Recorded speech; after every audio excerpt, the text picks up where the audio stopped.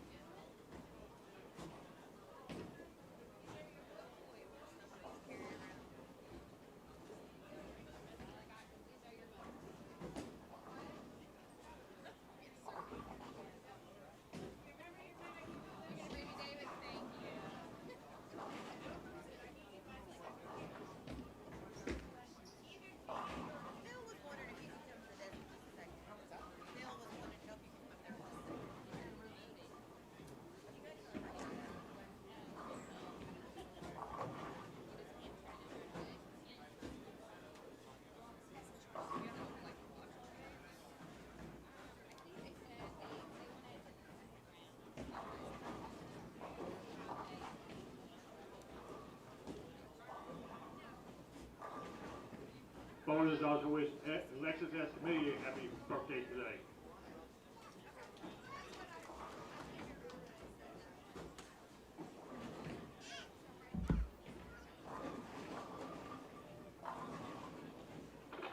Christy, your order's ready. Christy.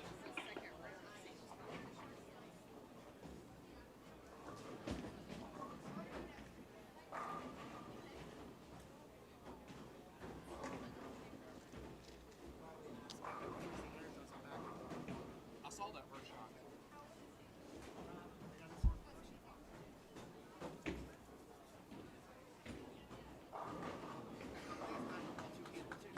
Huh?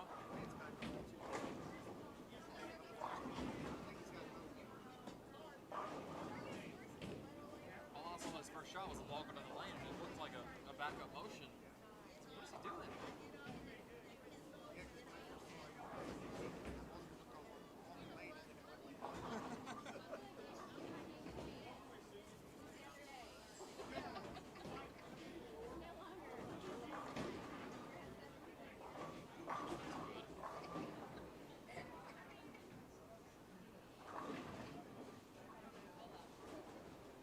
With some surface on that ball.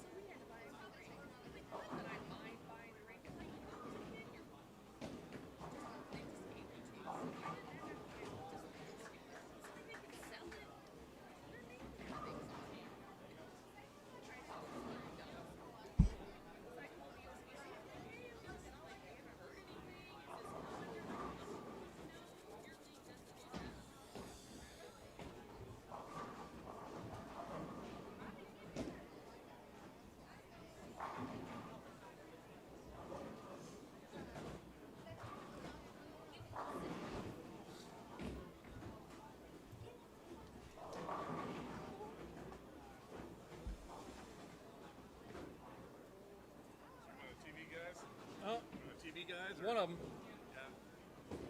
Yep, that's Chad and I. Yep, all right. We'll provide the entertainment. Yeah. Actually, they'll provide the Yeah, they'll provide the entertainment. What are you actually streaming? The whole thing or just this Yeah, afternoon? we'll stream this morning and then we'll stream everything this afternoon. And it's just on Savage Bowl? Savage Bowl TV Yep. on YouTube. Savage Bowling TV on YouTube. Yep.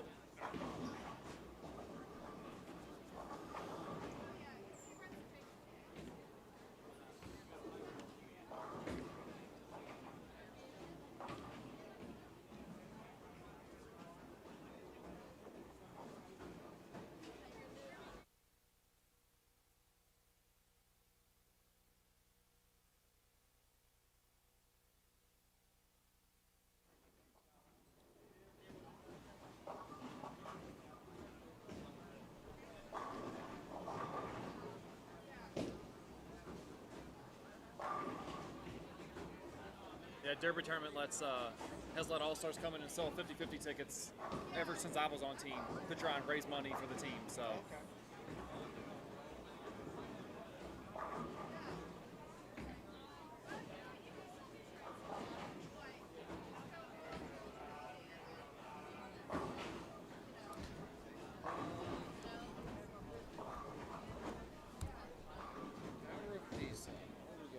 Michelle, your order's ready, Michelle?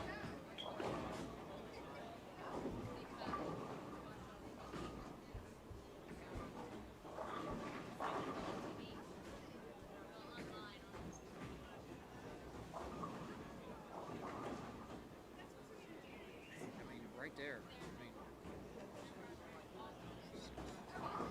right there. That's where you want to play, right there. Just right up along all the.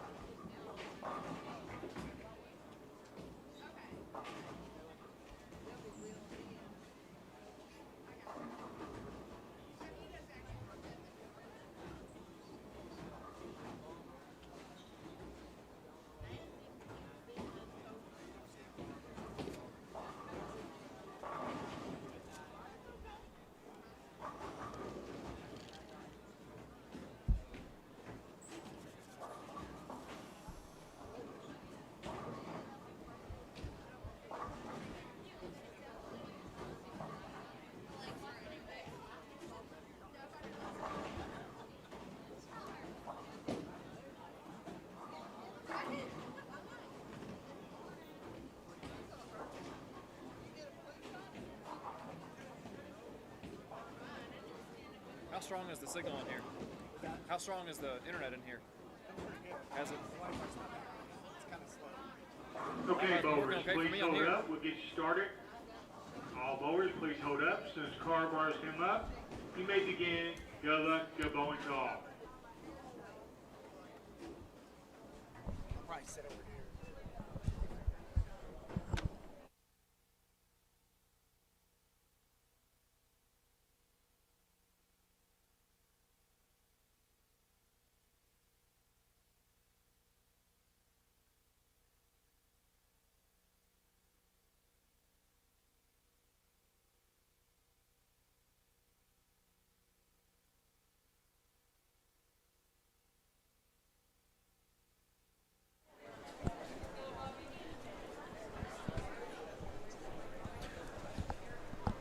Well, good morning, everyone, and welcome to Savage Bowling TV as we present to you the 2021 Indiana-Kentucky All-Star Tournament live from Dixie Bowl on the south side of Louisville, Kentucky. I'm Daniel Farish alongside Chad Lester, and excited to be back on the horse, back in the seat doing some broadcasting. Chad, thank you all for the opportunity to come out here. Yeah, no problem. Welcome back. I know you were pretty excited to Yeah. get back at it, and here we are.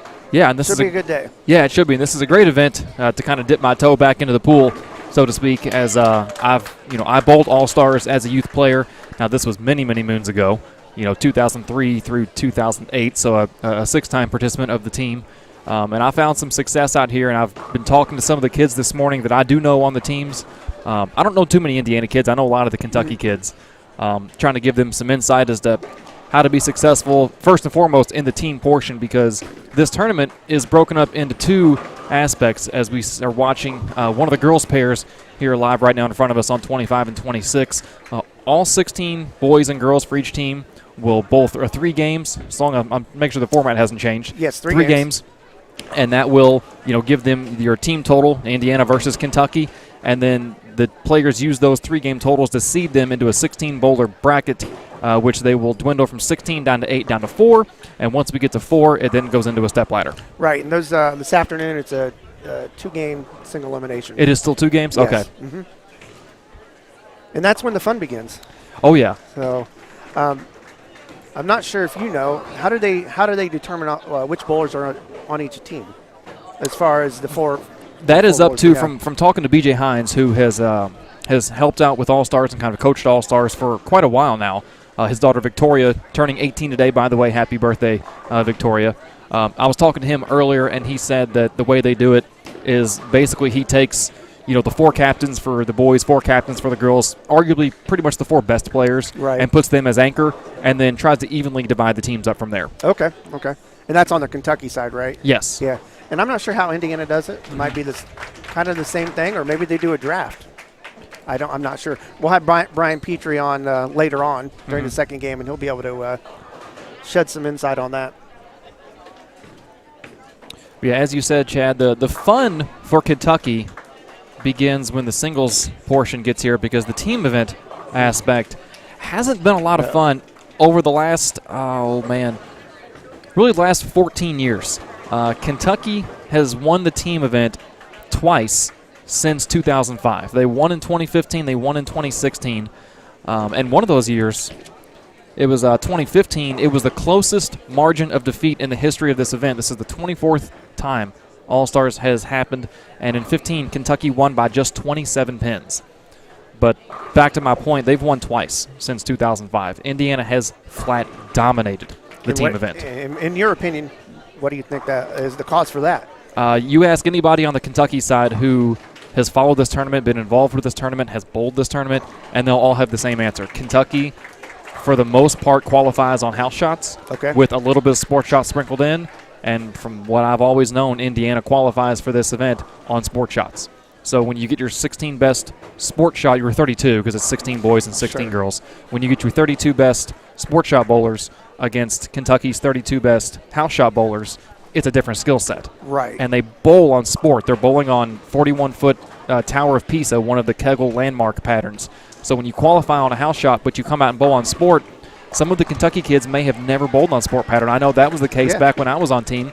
There were some kids who had never seen a sport pattern. Now, back then, sport was brand new. It had just rolled out in 03, 04.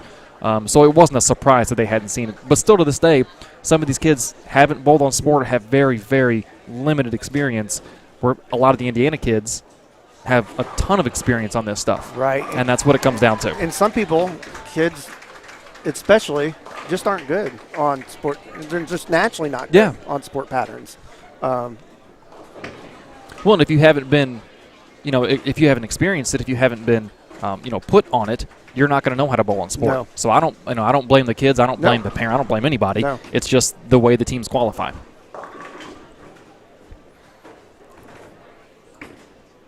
So we have 2 pairs going on today, lanes 25 and 26. That's what you're watching right now.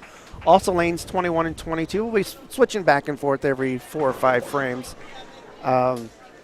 They don't move games or move pairs each game, so we'll have these same 16 bowlers throughout the morning. Scott Gilmore is in the chat. That's who you're filling in for. He says thanks for filling in. Yeah, no problem. No problem. He has some prior commitments. I think he coaches his son's baseball team, so they're off to a tournament or a game today. Baseball parents, those are some of the busiest parents I've ever seen. Yeah. I mean, they're going to camps, they're going to tournaments, they're going to, games, they're going all over the place. Yeah. And I have girls, so I didn't get that experience. Right. They play. My oldest played winter sports up until she was a sophomore in high school. She's going to be a senior, but it's not near as busy as baseball season. No. And that goes clear on until October. And then once you hit the cold month here in the Midwest, they'll go down to Texas and Florida and out west for tournaments. Yeah. It's crazy. Yeah. When I was in youth baseball, we played one season during the summer, and that was it. Yeah. And we weren't traveling. Yeah, back in the day. Yeah, back in the day. The get off our lawn portion of this broadcast. Real quick, give you an idea of who we're looking at here for the girls. These are the girls' team number 3 for Indiana and Kentucky. For Kentucky, let's see. Oh, for Indiana, Megan Kennedy, Ariana Dunn, Alexi Jones, and Campbell White. And for Kentucky, team number 3, Gabrielle Gill, Kendall Craig, Abigail Bach, and Kaylee Hitt, who I was informed just signed with Vanderbilt. Oh, really?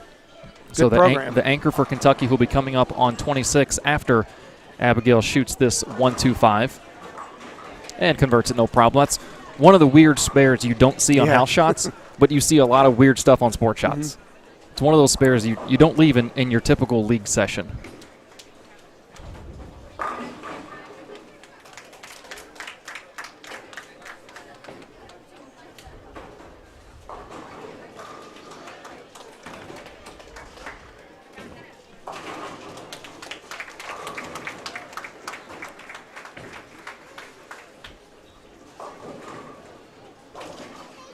Not a good leave there, but she throws it well. She does, and you can see why she signed with Vanderbilt. Right.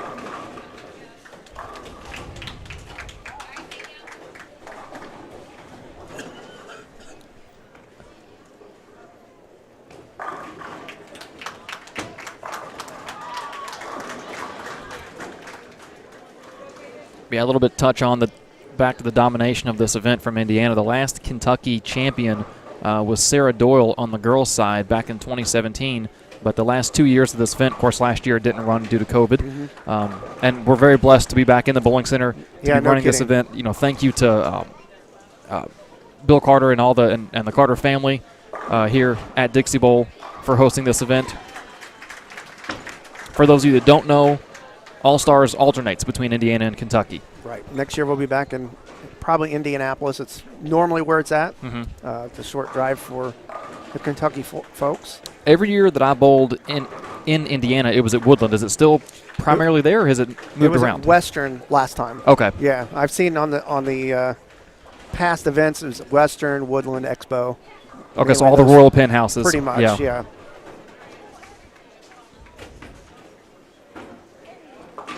Yeah, the Indiana teams have swept the team and the singles the last 2 years. Dylan Mallow, Chelsea Johns for the boys and girls in 2019, and then Matt David and Marissa Carey, who is an absolute powerhouse of a bowler. She bowls college in Indiana Tech, and one of the first college events I worked back when I was with USBC for Bowl TV was up in Pennsylvania, and she shot 300 during the team event. Wow. Yeah, she's just an amazing player, but she won the girls back in 2018.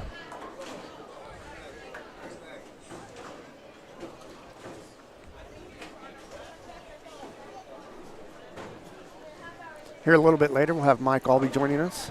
That's exciting. Taking you the rest of the way, and I'll step back into the technical side. Until, for those of you of a certain age, like you and I, Chad, we know Mike Aulby, PBA Hall of Famer, 27 or 29-time titleist. The sources I looked had different numbers. More than 25, and that's a bunch. Yeah.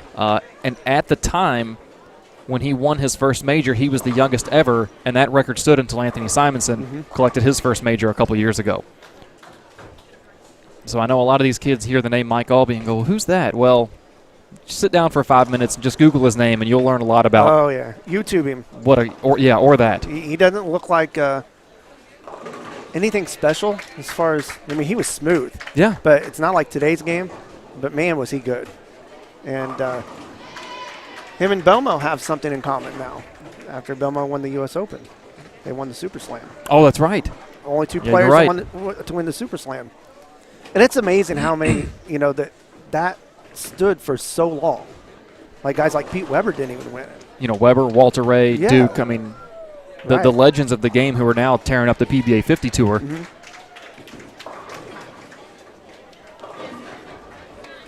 Yeah, when I heard that stat after Belmo won, I was like, really?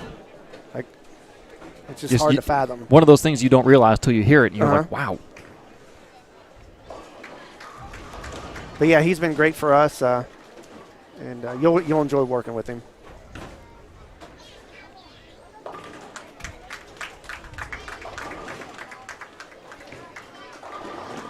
what you said about Mike reminds me of something that one of my dad's customers, my dad ran a pro shop in the city for a long time before the house we were in, which was an AMF house, shut down about 7 years ago. But this was 20, 30 years ago, and somebody was in the shop just, giving Dad crap and talking to him, let's go out and pot bowl and bowl for money, da-da-da. And one of his customers, who was kind of like a big brother to me at the time, and still is, told the guy, yeah, that Chuck Farish, he don't look like much, but he'll take your money. Mm-hmm. And that's when you said what you said about Aulby. Yeah. That's kind of what you would say about Mike. He might not look like much. It doesn't have the power game of today, of today's players. And a lot of the guys back then didn't, because it wasn't a power game. It was a finesse game. It was considered a traditional style bowling. Right. Like, another one that reminds me of the traditional style would be Parker Bone. Parker Bone the third. Yeah. I mean,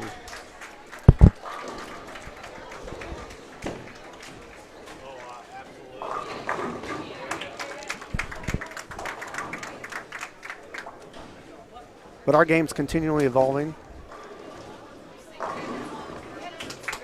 So what are your thoughts on the two-handed style? I don't have a problem with it. At the beginning, I was just kind of like, man, I don't know about this. But as it's gone on, I know a lot of people have a problem with it.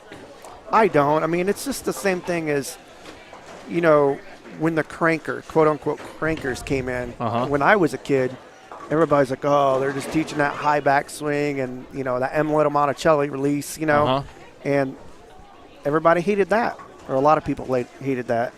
And then it became the norm. And I think that's where we are with two-handers now. I don't know. I don't have a problem with it. I think it's fun to watch.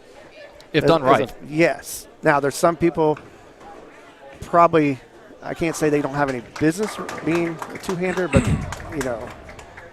it's definitely hard to learn. Mechanically, you got to be a lot better, I feel. I think you've got to be more athletic.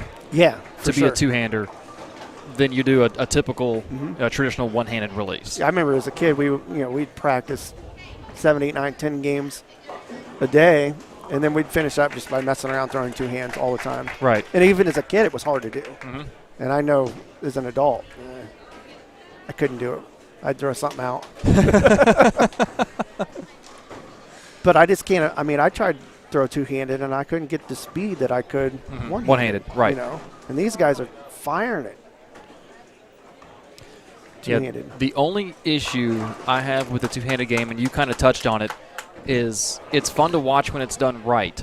But a lot of kids don't do it right, and that's because coaches, there aren't a lot of two-handed coaches out there. No, they don't know how to coach it. Right. So if this game is going to continue evolving, the players have taken that step by adopting this two-handed release. Now the coaches need to follow and start learning how to coach it at the young levels. Right. And I know, in Indiana we have a coaches clinic at the beginning of the year for high school coaches. And, if somebody in the coaching ranks comes and speaks as a guest speaker, we had somebody from the USBC come a couple years ago, and a lot of questions were asked about how do I coach a two-handed bowler. And so they're wanting to learn. I just don't know if, one, there's a lot of resources out there, or they just don't know where to find them. Right.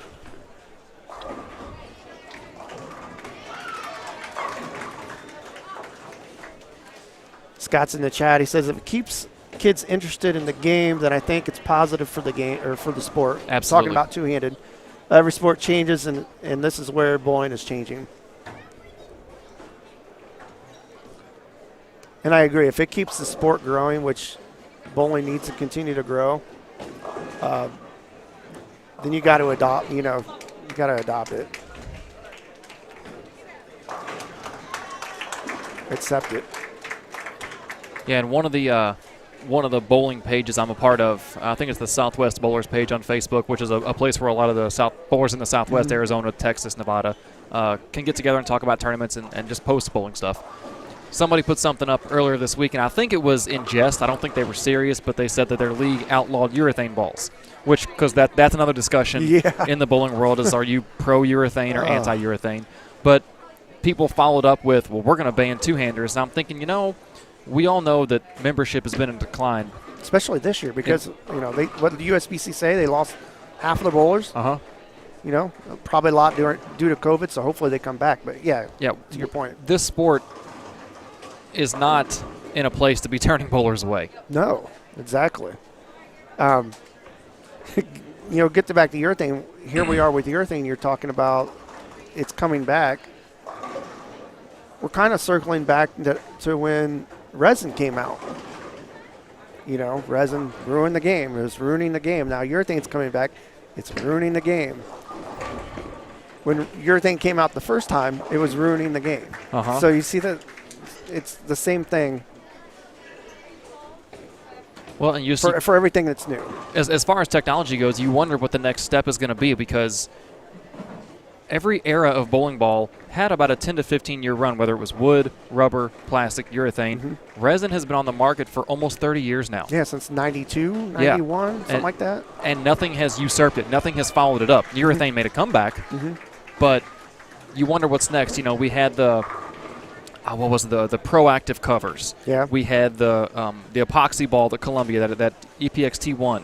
You know, different companies have tried. We had particle balls back in the early 2000s, but none of that really ever took off. No. You know, those were all just additives to the resin cover. We haven't had a new cover in bowling in almost 30 years. So you wonder, okay, has the science part of this sport hit a wall that we're not going to break through? What's next? Is there something next?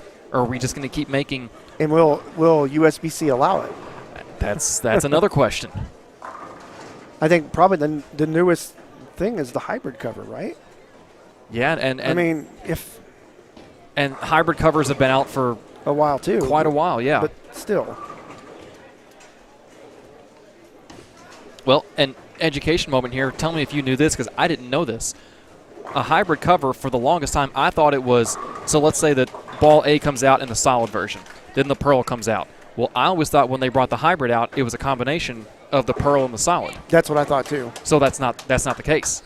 It's A not. hybrid cover, it could be that company took two of their pearl additives and put them together. They could have taken two of their solid covers and put them together. I didn't know that. So when you see hybrid, it might be touted as, okay, you're getting the strength of the solid with the delay and back end motion of the pearl. That might not be the case. Not always then. Hybrid cover is not always a combination of a pearl and a solid, and I didn't know that. Huh. Yeah. I did not know that either. So that changed how I looked at hybrid covers. I learned that about 6 months ago.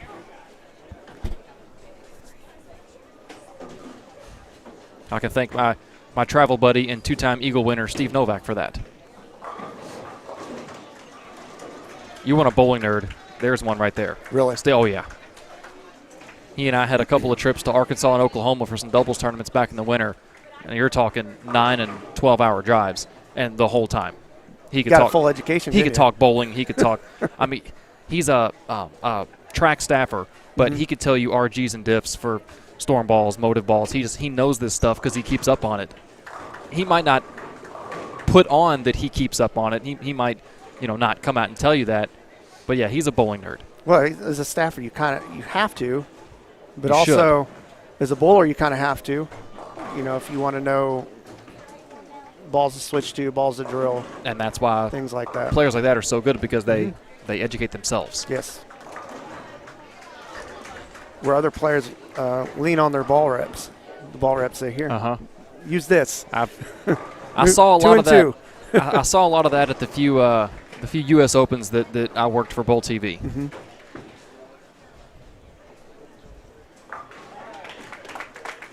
Get a look here on lane 21, looking at the boys, and you'll see a very familiar follow-through. Two-handed player, but if you watch the follow-through and his body after the shot, Looks just like his dad. that arm swing right there. When it comes back to that arm swing, that is Caden Russell.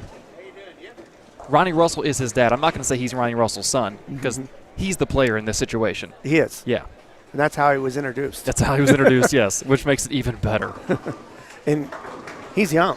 He's got a bright future ahead of him. He made the step ladder in the Indiana High School state finals this year. I believe he might have finished second on that. Even though we did the broadcast, it's been a few months.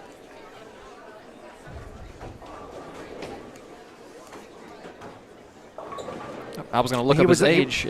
He was on the winning team. He's the one player in the book that doesn't have an age next to his name. believe he might be a sophomore. Wow.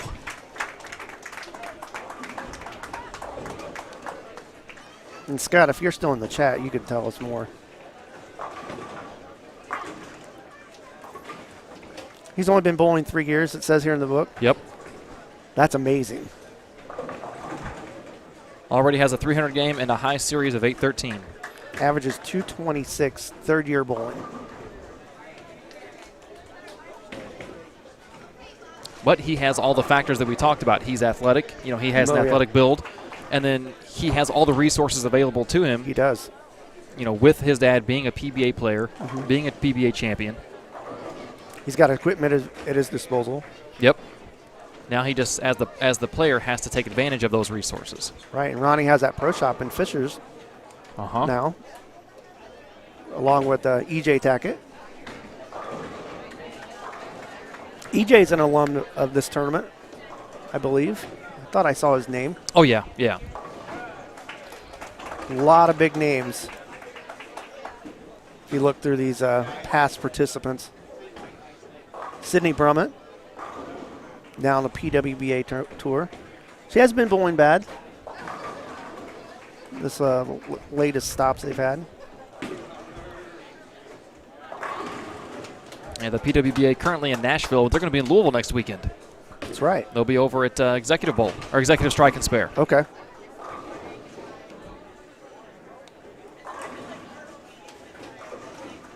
And what do you think about the PWBA tour as far as just the weekend bowling? I think it's some of the women would probably prefer to have a little more games, but I like the format. It's 12 games of qualifying on Friday, and then they bolt. What was it? They bolt 12, cuts in the top 32. Top 32 come back. It's 6-6. Yeah, Saturday morning until 6, cut 4. top 12, 6, and then cut top 4 for step ladder. I like that. Yeah. It just seems like there's a break. I see a lot of the players fly home, and then they're there for a couple of days, and they fly to wherever they need to go, and it's like, man, expense-wise, I know you're getting a freaking flyer miles. But still, yeah. But still. Wouldn't you rather just have a day or two off and you could just drive, especially if it's a regional area like, next week. It's right here in Louisville. And I'd be willing to bet, this little 2-week stretch where they're Nashville, Louisville, because last week they were in New York. So they had back-to-back stops in New York. Right. I'd be willing to bet a lot of them do like an Airbnb, get a house together, because I know a lot of the guys on tour do that. Yep. Now, on the PBA tour right now, you go to a city and you're there for a week and a half. Yes. Whether it's a World Series or a summer swing or what have you. But yeah, there are cheap ways to do it. Yeah. I just think it's great they're back. I mean, yes. And then they have 20-some stops this year. Oh, what was the number that I saw? Yeah, it's 2021 something. Yeah. Yeah. They dropped TV, but I mean that's not a bad thing. No. I mean it's still on Bowl TV. Well, and if I'm a player on that tour, I would rather them drop TV and have more money put in the prize fund. I agree. And have more stops. Yeah. Than, hey, 2 of our tournaments, the Women's U.S. Open and the Queens, are on TV, but we're bowling for, $5,000 less on top, and we've got 6 less tournaments because of it. No. Right. You got to think at some point maybe TV picks them back up. I mean that's probably their goal. But to have more tournaments and no TV is not a bad thing.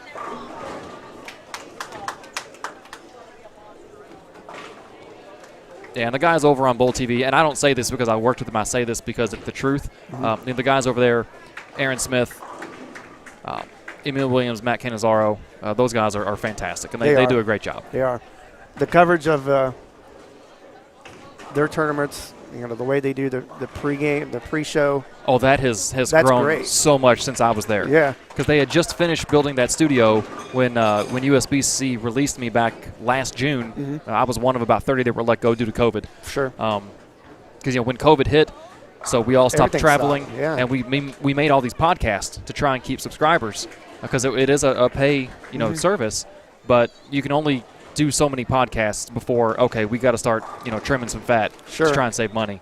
But, yeah, they built that studio right after they released me, and I was like, really? Man, I would have loved to have worked in there. Yeah, and in the way they've been able to do the hybrid, I call it a hybrid live stream. Part of it's, virtual. They have some people on site,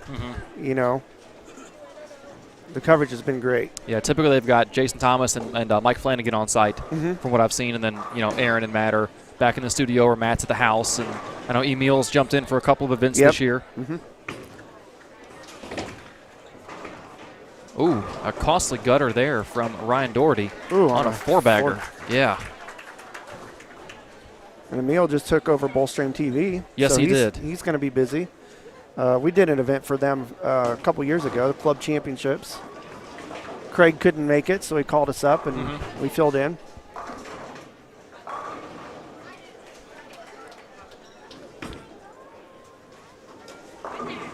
Quick rundown of who we're looking at here on the boys pair, 21 and 22. For Indiana, Bobby Stevenson, A.J. McCord, David Hafner, and Caden Russell. As we'll take a quick look at his shot here on 21. Missed a 4-pin in the last frame. That ball looks left, and it was. And then for the boys, team number 3, Brox Golden, Connor Woosley, Ryan Doherty, and Robert Oakleaf Jr. We'll get a look at him. Clean through 7. Great shot there. When did he get so tall? I see a lot of these kids, and I'm like, man, I remember when they were, 6, 7, 8, and now they're 6 foot tall.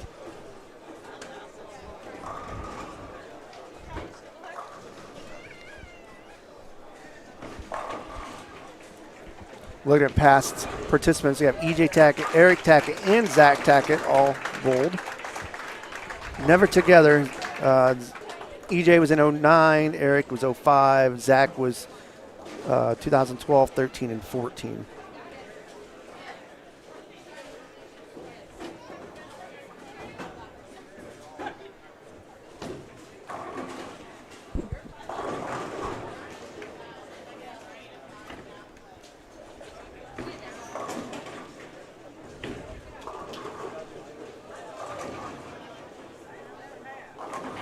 Looks like we do have one Kentucky player down on 29 and 30. He's got 6 of the first 7. Scratch that, 7 of the first 8. 9 spare in the third. Charlie Smith.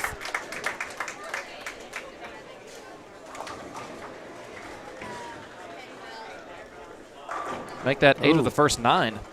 Right up the gutter. Keeps it simple.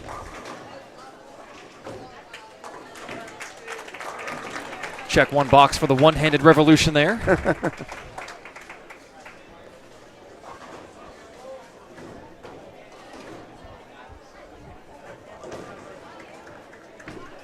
going to run down to the low end real quick, see if we got anything going on down there. Sure.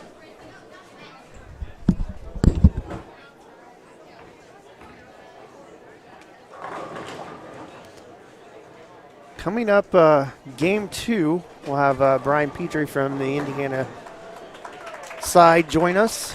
He is the incoming commissioner of Indiana High School bowling.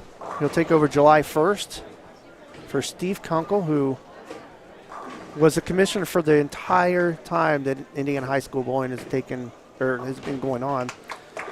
So 22, 23 years, I understand. So we'll have him on the broadcast.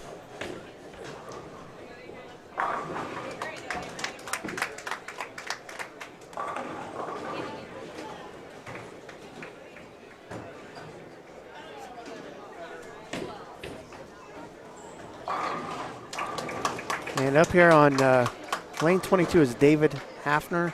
Check out this unique style.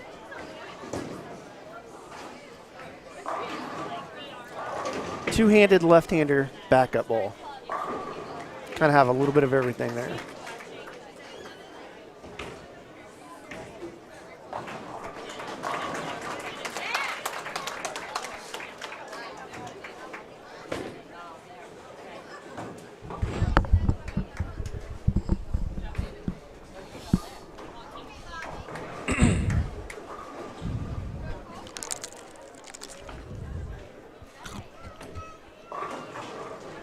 Well, if you're a member of the Kentucky contingent, I don't have good news.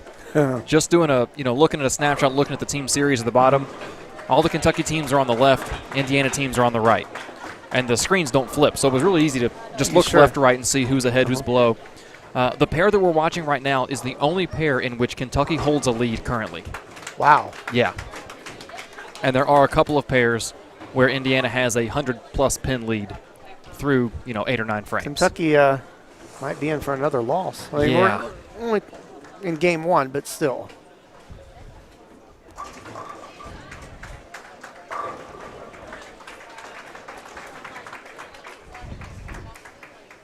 Didn't see any big strings down there on the low end.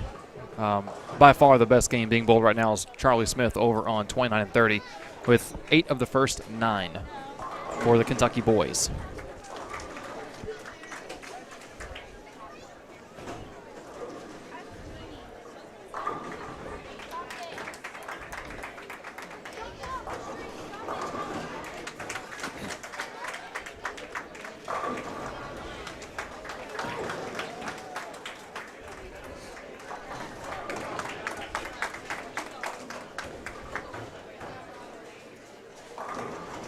Now, this event, when it first started, wasn't so lopsided. It started back in 97, and Kentucky won in 97, 99, 2000, and 2002. So they won 5 of the first 8 events. And what's their total record? Overall, Indiana has 16 wins. Kentucky has 7. Wow. And they won that many. So a lot of them came up front. Yeah. Yeah, Kentucky won, they won 4 of the first 6.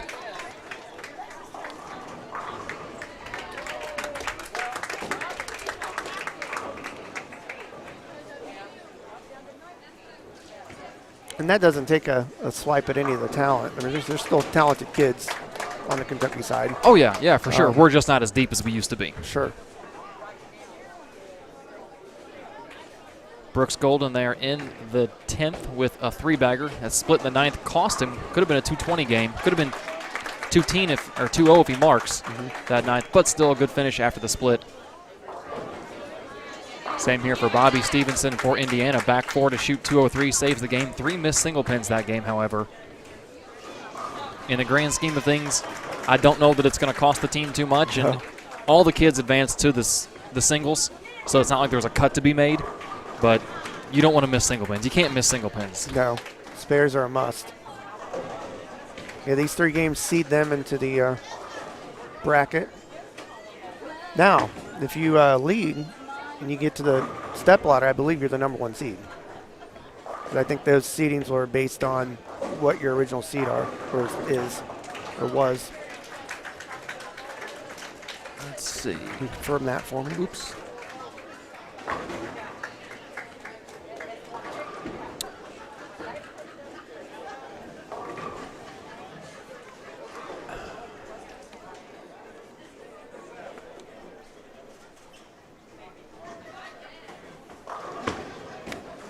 It could be. I'm not sure. I'll have to find that out. Yeah, that's That would make sense, because how else would you seed the step ladder without having a qualifying round before that? right. When you get down to 4.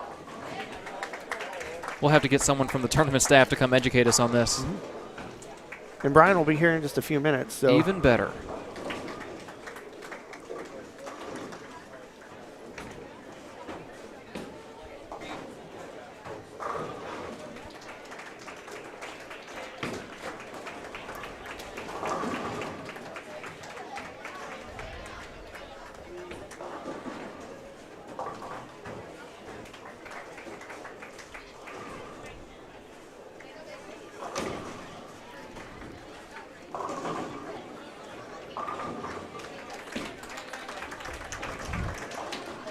So this Kentucky boys team looking, they're in decent shape with Robbie having a double there in the 8th and 9th.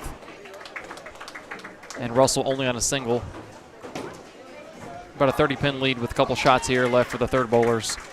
This Kentucky team is looking good to get a Game 1 win, or a Game 1 advantage, but the rest of the field, as I said, not looking so great. Indiana appears to have the upper hand at the moment.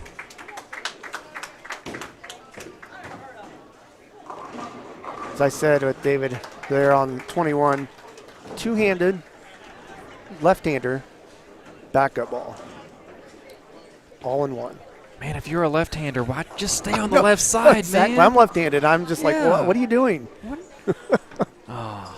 kids. He doesn't know how easy it is. Well, I can't say. There's an advantage. But then there's a disadvantage. And see, and that's the thing.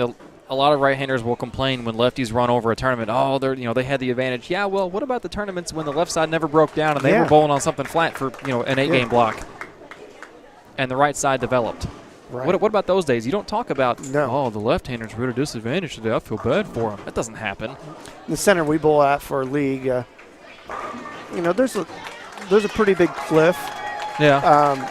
But there were nights where the left side didn't break down at all, and we needed it to, and the right side does, and the right-handers are scoring, and we have nowhere to move when the oil breaks down or when the oil carries down. And sometimes you don't get it start to dry out until like the end of the third game, which is a little bit too late. Too late. Well, Charlie Smith finished out that 279 game for Kentucky. Well, you got to think he's the leader. Oh, yeah, easily. Now, I saw a big applause down here to our left, and I'm trying to see who shot what. Somebody finished at 226 on the girl side, maybe. There's a 216 up there. Okay, 216 then. Let's see, that would be...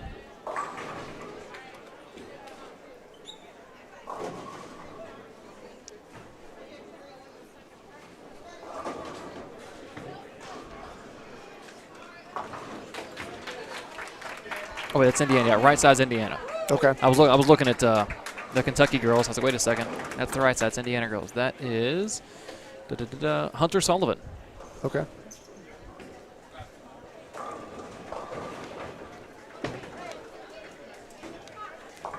So they should go in right into their next game. I saw them kind of stopping down there, so I bet the bowlers aren't sure what they're supposed to do.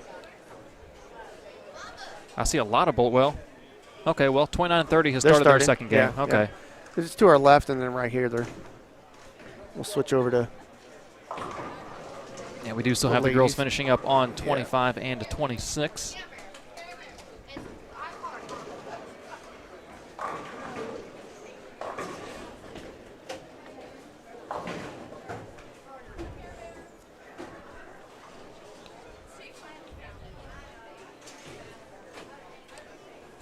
For the girls, Megan Kennedy, 188. For Indiana and for Kentucky, Gabrielle Gill with a 124. Alexi Jones misses that 6-pin, 168. And from her reaction to the foul line, Kendall knew she missed that one off her hand. Yeah. Still a pretty good advantage. Well,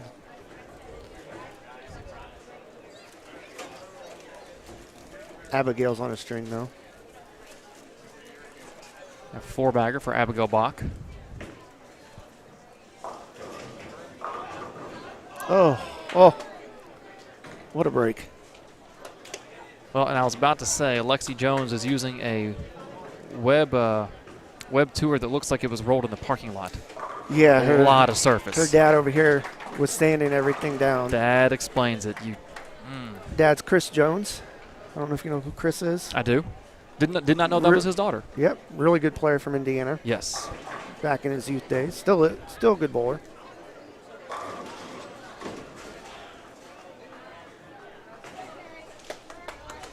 Well, 3 splits that game for Alexi. That's got to be frustrating. Anna got her spare, which didn't hurt her. No, it was on one of those splits. Oh, 4-bagger. 5-bagger. She got the first one. Abigail did.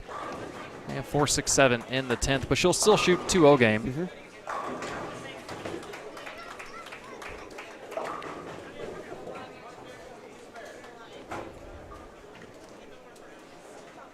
Recent Vanderbilt signee Kaylee Hitt has struggled this game. Gutter 6 and then 6-3 in the 7th and 8th. Only found the pocket 3 times.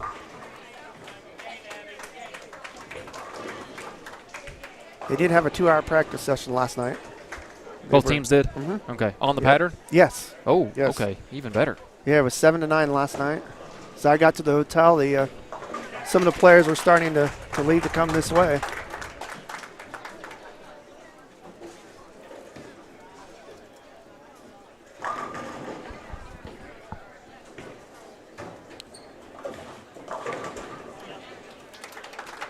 see why she maybe threw a gutter. She's playing way out there. She is. I'm afraid she might be a pinch too far right. Mm-hmm. In my experience in this house, patterns of this length, anything between really 39 and 42, you can play this house between first and second arrow. Okay. And from this angle, looks like she's on top of about 6. Now that was definitely too far right. Yeah. Yeah, the happy place in this house, with all the friction built into these lanes, is right there on 7, 8, 9. And it's a higher friction finish anyways. Yes.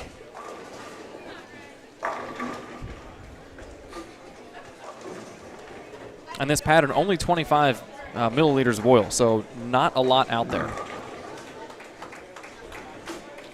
25 used to be A lot. a lot, yeah. And Kaylee Hitt finishes up 162. Certainly not what she wanted, but all things considered, one split, a gutter in there on a strike. How do you feel about them not moving pairs every game? Well, and I had asked a couple of the coaches. I couldn't remember if we moved pairs back in my day, and most of the coaches said, I don't ever remember us moving pairs. Yeah. It keeps the pace of play. That's a good thing. So long as they go into their second game, Mm-hmm. Which we did see a couple of pairs waiting. I don't know if the kids knew to start yet. Yeah. But, moving pairs does make it tougher. Yeah, and it people just can't get lined up on a pair then. What if you're on a bad pair and then somebody else is on a really, really good pair? Right. Now, the good thing is, this is only for seeding, so. Well, and the other good thing is that you do have one team from each state on, Sure. on the pair. So if you catch if there's a bad pair, like in this house, 5 and 6, worst pair in the house. Okay. I thought it was the worst pair in the city until I went to another bowling center and bowled league at another place, and then found out that was the worst pair in the city. But 5 and 6 is it hooks in all the wrong spots. It's tight in all the wrong spots. It's tight down lane. The carry on that pair is horrific. The good thing is with one team on each pair, or each team has a team on the pair. Each state has a team on the pair. It's not like 2 Kentucky teams hit that pair or 2 Indiana teams hit that pair. Yeah, it evens it out. Yeah. But for seeding purposes, for singles, you're right about that. Mm-hmm. Let's say, Robbie shot 220 last game. Let's say he gets locked in, shoots 700 on this pair, and a player of equal talent is on a bad pair. Yeah. And they shoot, let's say 490. Sure. Then you've got to go up against him first round. Yeah. But that's the way the cookie crumbles. Is she going to roll it out? Yes, she is. Oh, we weren't on missed the. It. I we know. missed it. Well, we saw it on the right side. Yeah, we did. Well, they didn't start bowling right away, so I yeah. moved Well, it. yeah, absolutely. Yeah. But yeah, Megan Kennedy just rolls out a late 10 pin on lane 25.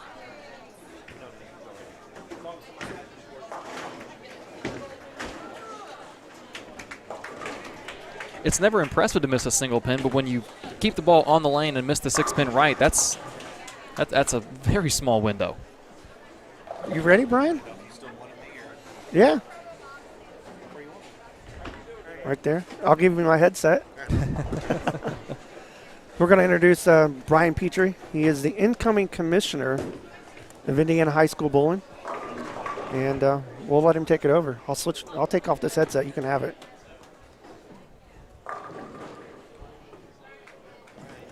Just talk in general, or Yeah, he might ask you some questions. Okay. One thing we want to know is how Indiana teams are selected. Okay. Good look there, David Hafner, the two-handed, left-handed backup bowler. Got to get that kid on the left side of the lane. It's so much easier over there. I can say that now that Chad's hopping out. Don't let him fool you. The left side is so much easier. Brian, I'll do introductions on air. Daniel Farish. Brian, nice to meet you. So tell all the viewers a little bit about what you're doing, what you're coming into, and who you are. Yeah, appreciate the time. Thanks to Scott and Chad for allowing me to come on here. I'm, I guess, a man of many talents and many hats. Basically, as of right now, the Indiana State Youth Open Championship tournament manager, Masters and Queens tournament manager. I'm right now just assistant to Corky for this event. Here in the next year, I'll be taking over for Steve Kunkel, and with the commissioner of the Indiana high school and middle school programs. So a lot of it ties in together. I'm sure a lot of people think it's a lot of responsibility and a lot of duties, but a lot of times they tie in together, and it's good to have at least knowledge of both events. That way you don't overlap certain things and everything. So it's actually going to be a good thing, and I've got a great support team with the Indiana Proprietors Board.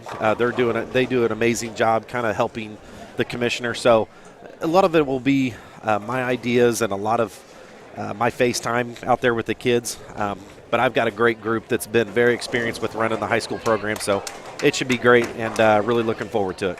Yeah, high school bowling has really taken off in the state of Indiana. Oh, definitely. It's starting to grow more and more. I know we've got a new commissioner with the IHSAA. I know the long-time dream is to possibly become a varsity sport with high schools, so it's something I will continue from Steve.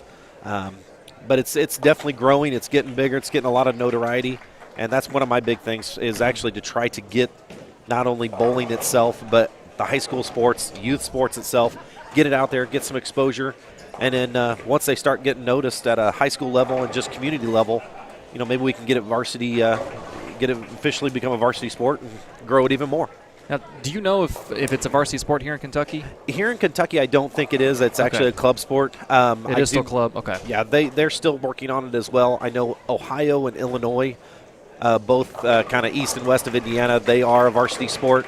I know a few coaches and a new program directors over there, so working with them and talking about their struggles of becoming a varsity sport will be one of the things I'll definitely be working with them on it. So should be good. Yeah, high school bowling here in Kentucky started as a club sport back in '02, and I remember my sophomore year when we started at Trinity, we went up to Ohio because back then we bowled, 10 to 12 matches in a season, and we might have bowled 1 or 2 tournaments. Now in Kentucky, it's the reverse. Teams bowl more tournaments, it seems like, than matches. But we always went up to Ohio, up to Western Bowl for a tournament, and we didn't know what high school bowling was like outside of really Jefferson County here in Louisville. And we went up to Ohio. All these Ohio teams are there, and they've all got matching jerseys and big banners and stuff. It's been a big deal in Ohio since at least 2003, 2002. Yeah, they have really grown, even to the point now where I think they have a west or north section and a south section because the state is so large. Wow. Helping with travel and everything. Obviously, they have a final at the end, but it is huge in Ohio. I would love for it to be huge in Indiana, and I think we're growing that way. We're getting there. It's a process. It takes somebody who has some patience and really tries to work the right channels and everything to get it all out there. Now, Ohio is a state, you said like it is a big state, but not just big in land size, but they've got big cities spread out. Cincinnati, Dayton, Columbus, Cleveland. Right. In Kentucky, we've got Louisville, we've got Jefferson County, and there's some teams up in northern Kentucky, some good teams spread out throughout the state, but it's mostly centralized here in Louisville. Is it kind of that way in Indiana with Indianapolis, or do you all a little more spread out? We're a little bit spread out as well. Indianapolis obviously is a big hub. Before I became commissioner, I was one of the heads of the bigger sections. I had 26 to 27 schools just out of the Indianapolis area. You've got a big conglomerate out of Fort Wayne, another one out of the northwest near Chicago. And then you go Evansville, there's a few schools down in that section. So we've got about 4 big hubs. The rest of the state's actually pretty spread out everywhere. You'll hit, cities like Lafayette, 2 or 3 schools there. Terre Haute, 5 or 6 schools there. So it's little pockets like that. Muncie's another one that's got some few pockets as well. So I think we're spread out, but we're not super huge to the point where we're not too big as far as in certain communities. Right. But I think we're well spread out enough to be able to grow it as much. So. Yeah. And that's really the key for the short time that I was at USBC. I worked more, with Bowl TV and the tech side. But the few conversations I was in and some board meetings where we talked about growing the sport, it starts at the youth level. And it's so easy to say that, I know. But if we don't get the kids bowling, we're not going to have adult bowlers in 10, 15 years. Right. So high school bowling has grown a lot. Youth bowling has grown a lot, and it's great. But it's the retention. It's getting them to keep bowling, maybe into college, and then after college, into adult bowling. Into leagues and everything. I know one of my biggest things with working the kids out of Greenfield, Indiana, where I'm from, and where I bowl out of, it's honestly encouraging kids that want to go to school, bowl collegiately. But then if you don't, picking up trade schools, or if you just want to go right into the job market, still keeping them interested. I think the biggest thing, honestly, a lot of people miss this, and it's not just youth bowling, it's tournament bowling, anything, is getting people to actually ask and conversate and ask people to join leagues, to join tournaments, to come out there. That's the only way this thing is going to grow is bringing people into it and have them enjoy experience, because it's an experience and it's in an event. Like when I go out to the Open Championship out in Vegas this year, when I go out there, I don't expect to win, but I expect to have a good time with a bunch of people and make it an event and a nice little experience. If you sell them on the experience, you sell them on the event. If they bowl great, they make a little money. If they have a great experience, that's awesome. That's just going to get them keeping coming back every year. Yep. Keep joining them leagues. Keep coming to them tournaments. And with youth bowling, that's no different. Having events like this to let these kids, show their talents, it just grows their love for it and allows them to go right back into collegiate or leagues when they become adults. So right. You're exactly right.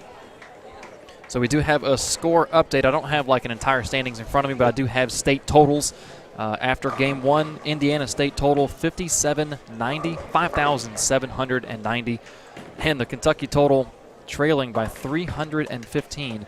Kentucky is at 5,475. So those of you keeping score at home, 5,790 for Indiana, 5,475 for Kentucky. Okay, there we go. Okay. Yep. Beautiful. For the boys, the Kentucky boys only 44 behind the Indiana boys, but the girls is where it's at. The Indiana girls almost a 300-pin lead over the Kentucky girls. I trained them well. No. Well, and this kind of gets into what Chad and I were talking about, and maybe you can back this up. He asked me, because we went over the domination of Indiana's domination in this event over the years, and he asked me what I thought that the reasoning was, and I said, well, plain and simple, you ask anybody on the Kentucky side who's been involved with this event for any number of years, and they'll tell you that for the most part, Indiana qualifies on sport, and Kentucky mixes in more house patterns for qualifying. Would you say that's part of it? I would say that's part of it. I by no means am I blowing my own horn here, but one of the things I know these kids, and you can ask them, it's torturous. They love it in a good way. I actually create my own patterns, sport patterns. I make tougher shots, especially for not only sectionals, the run sectionals, but the shot these guys qualified on was a specifically made shot by me. No one else has ever seen it. So you put a tougher shot out there. You put it out there for these kids, and you say, look, here's a shot I want you to hit. And the biggest thing on my shots that I try to portray is shot making and spare making. And I think those two things flat out will win a tournament every week and twice on Sunday. If you lay a tough pattern down, it basically makes a kid make those spares, concentrate on consistent shot making every time. And once that happens, it's like I told these kids, the reason why I torture you, and I tongue-in-cheek the torture a little bit, the reason why I want you is because, I mean, honestly, I want the best 16 boys, the best 16 girls in the state of Indiana to go up against Kentucky, and I want to win. I want them to win every single time. And Kentucky's the same way. They want, obviously, to take the title as well, but I feel like if I torture them a little bit, when they come to shots like this, and it's not to say that the shot that they're bowling on right now is easy. It's just easier. Right. It's a little bit more miss room. And, I'm sure you're the same way. You go bowl somewhere, and the shot's a little forgiving. You can miss room.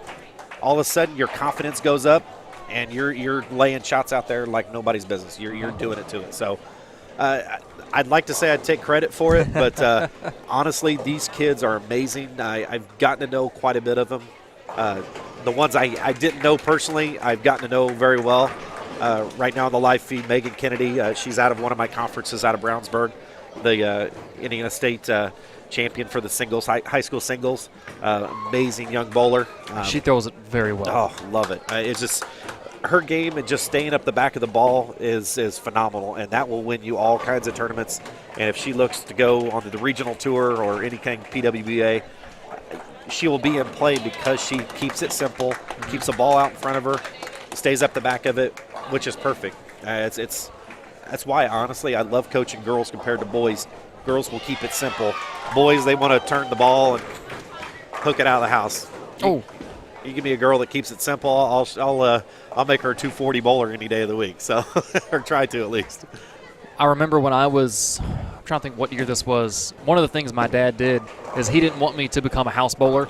because we had a pro shop in a center here in Louisville.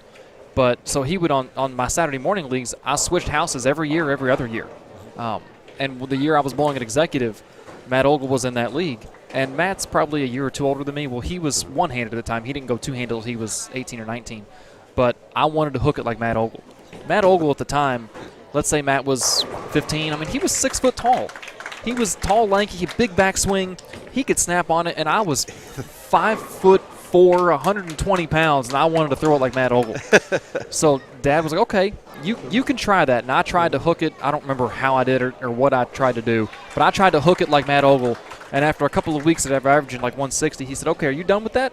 You want to go back to how you throw it? Because I'm very down in it. Yeah. I'm not a high rev guy. I'm not a high speed guy. Yeah. But the last season I bowled in this house, I averaged 240. Yeah. If you can average and shoot big numbers with a simple game. Yeah. It's something definitely, because I run the middle school program out of Greenfield where I'm from, and one of the biggest things I will do is I bring out a young lady by the name of Tandis O'Neill, who's out of my area, very accomplished young bowler. She throws the ball. She has a little bit of a hook. I'm more of a straight up the lane guy. And then I bring someone in like Zach Weidman from Greenfield and from the Indianapolis area, and he could hook the entire lane. I bring them out there for for a couple different reasons, but the main one is, look, I can strike hooking the ball. I can strike playing straight up, and we all have 300s, and we all have those accomplishments. So play within your talents, play within your abilities, and that will make you be a greater bowler, honestly. And I know, like you were saying, I watch somebody like E.J. Tackett. I would love to hook the ball like him. I would love to do that, but thankfully I was a little older and wiser when I met him. I was like, there's no way in the world I'm going to turn the ball like that, so I'll just keep it simple. And if the kids want to crack at me because I throw it pretty straight, that's all right. So all I know is Mom taught me well. She taught me how to back up ball, and I just kind of reversed it and throw a little bit of a hook ball. That's all I do, so keep it in front of me. What do they say? Straighter's greater? Yeah, straighter is greater. Knocking them down, that's the key. I don't. When I tell these kids, I said, just hit the pin closest to you and see what happens.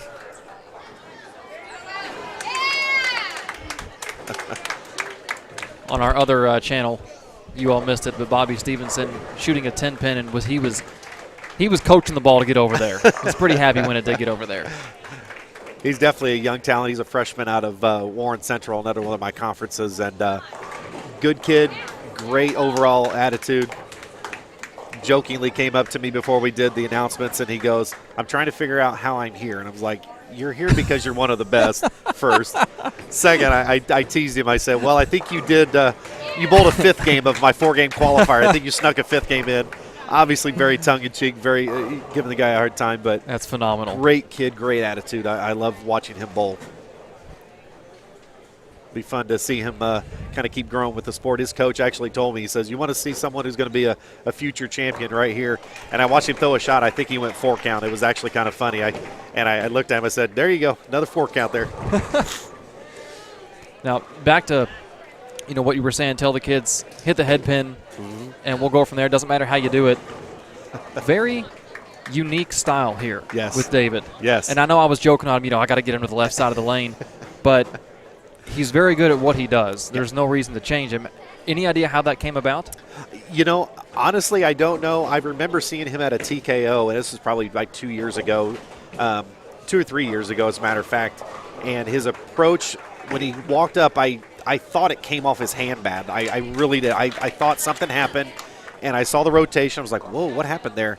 And then I started watching him. I was like, wow, he's actually doing that on purpose. And then I started watching it more and more. And I think the cool part about it is for me, because he comes up and bowls. I run a sweeper on during the summertime, and he's come up some bowls those. And I've obviously seen him in the youth tournament, and I'm starting to see him in high school. So I'm starting to get some experience with him. And you're exactly right. It's one of those, I think he sees someone doing it, and I think this is what kids do a lot of times. They will see something on TV, or they'll see some pro do it on YouTube. Mm-hmm. They'll try it. They have some success with it, and then they grow with it. Now, if it flops on its face inside a year, they'll go back to the YouTube and they'll search another bowler. But if it works well for them, if they can learn to adjust off of it, that's the biggest thing. And I think for him, because Muncie, he's out of Muncie in that Muncie area. Got a lot of great bowlers up there and a lot of experienced coaches that can work with kids no matter what their ability and how they throw the ball. I would basically, if I'm coaching him, I'm coaching him like I'm throwing basically a right-handed shot. Right. How to adjust, how to movements, things like that. Whichever hand he throws it with, and whatever if he repeats those shots, that's the biggest thing for me is I'm pushing repeatability. So. Well, it looks like David's dad, Matt, is in the chat, and he said he just started doing it that way, and we left it alone. I wouldn't change it. I mean, and if he does change it, Matt, I tell you what, I'll smack him over the head and I'll send sick mom on him too. Mom's just to our left here too. We'll get her on him. So it's just amazing how powerful that ball is. Yeah. You know, at first I was like Brian the first time I saw him throw it during practice. I was like, that ball's going in the left gutter or the right gutter. And then it backed up and then it hit like a truck. It was crazy. It's amazing. It's fun to watch. Yeah, and a unique style like that. And, years ago, someone may have said that's a bad form or a bad style. I use the word unique because I don't know that there's any bad style of bowling. Now, there's bad technique. Yeah. But so long as you do it the same way every time, that can be coached. Yeah. And that's the thing I think with him is, and just any coach, when you start working with a kid, it's watching them throw a shot. Then they throw another shot. If it's errant and they are not repeating shots, that's when you want to step in and maybe try to adjust how they throw the ball. But watching a kid like him, you're like every time it's the same way over and over. I love it. I actually compare him to another kid out of his area who's gone adult, and it's Scotty Kramer. And Scotty, God love him, but his wrist at the top of the swing, it is so crazy and so erratic. Erratic's probably the best word. Right. It looks everywhere, but he repeats it every single time. I mean, the man had multiple 300s and quite a few 800s this past season, and following him on social media and everything, just kind of keeping up with his game. And it's one of those things you're like, hey, it works for him, and he does it to it, and obviously he's very successful, so keep at it, kid. Go get him. Yeah. So. I've got a buddy of mine in St. Louis who's a couple years older than me that I bowled with for 1 year at Lindenwood. And if you watched his approach, he looks like a baby deer trying to walk. I mean, and his balance arm, his left hand does this claw thing like this when he's over here because we call him the claw.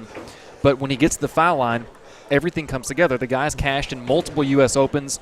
At the Open Championships out in Vegas 2 years ago, he had the second highest team event series for anyone in the tournament with 760. The guy repeats shots, but you'd watch the first 5.5 steps of his 6-step approach, and you'd be like, oh, this is going to be bad, but it all comes together. Right. That's awesome. Hey, whatever gets it done. Pretty sure you're not watching Shadow, but I'm sorry about that. We'll see him on live chat if he wants to back up his game or or we're here at Dixie Bowl if he wants to come down and say hi and take over the seat. Talk about the claw a little bit. You say back up his game. It's funny. He actually throws a really good backup ball, too.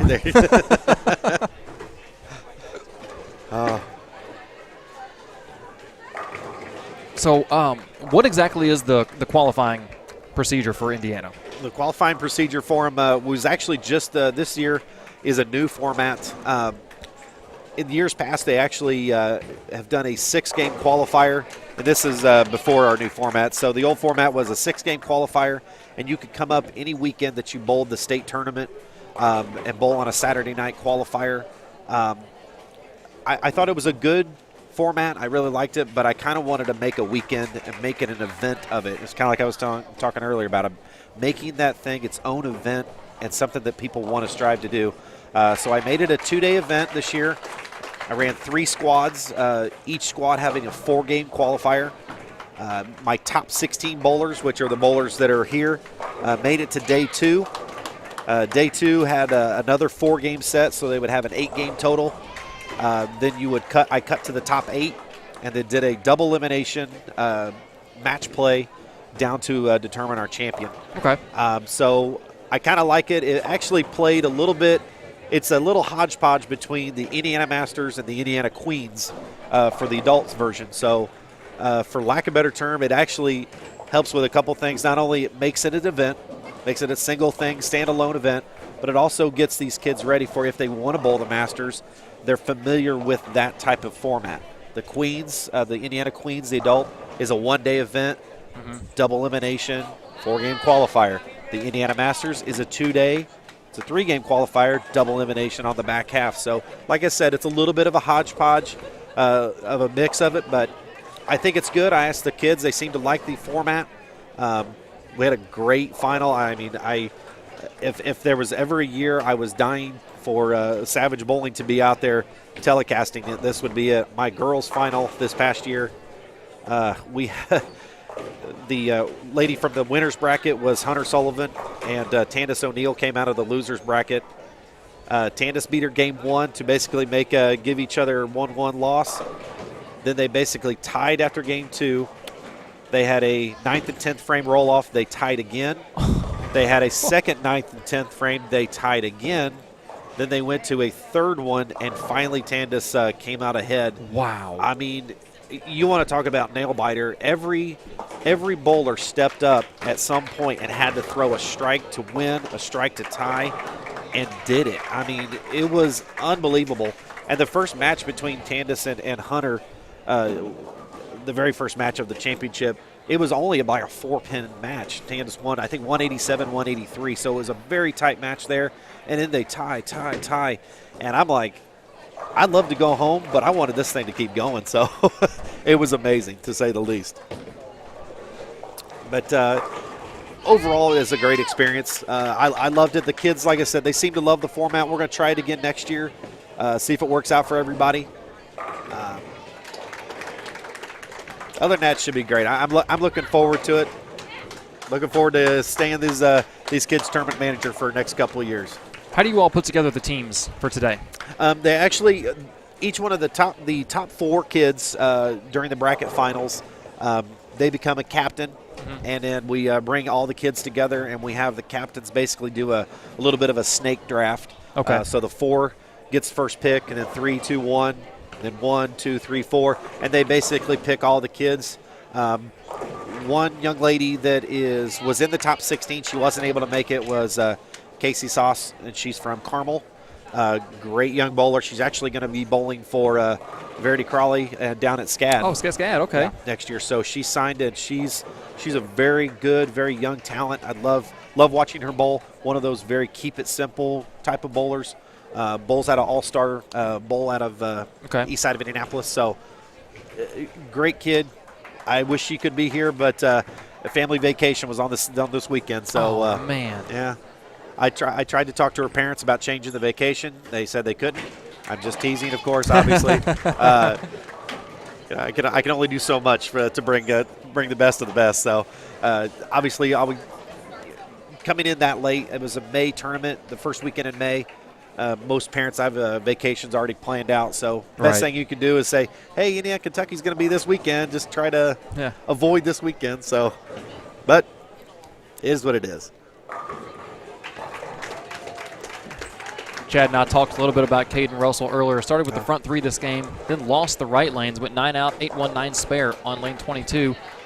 The son of a PBA champion, what's it like working with Caden? It's amazing. I just have gotten to know this young man this past, I would say in the last 6 months.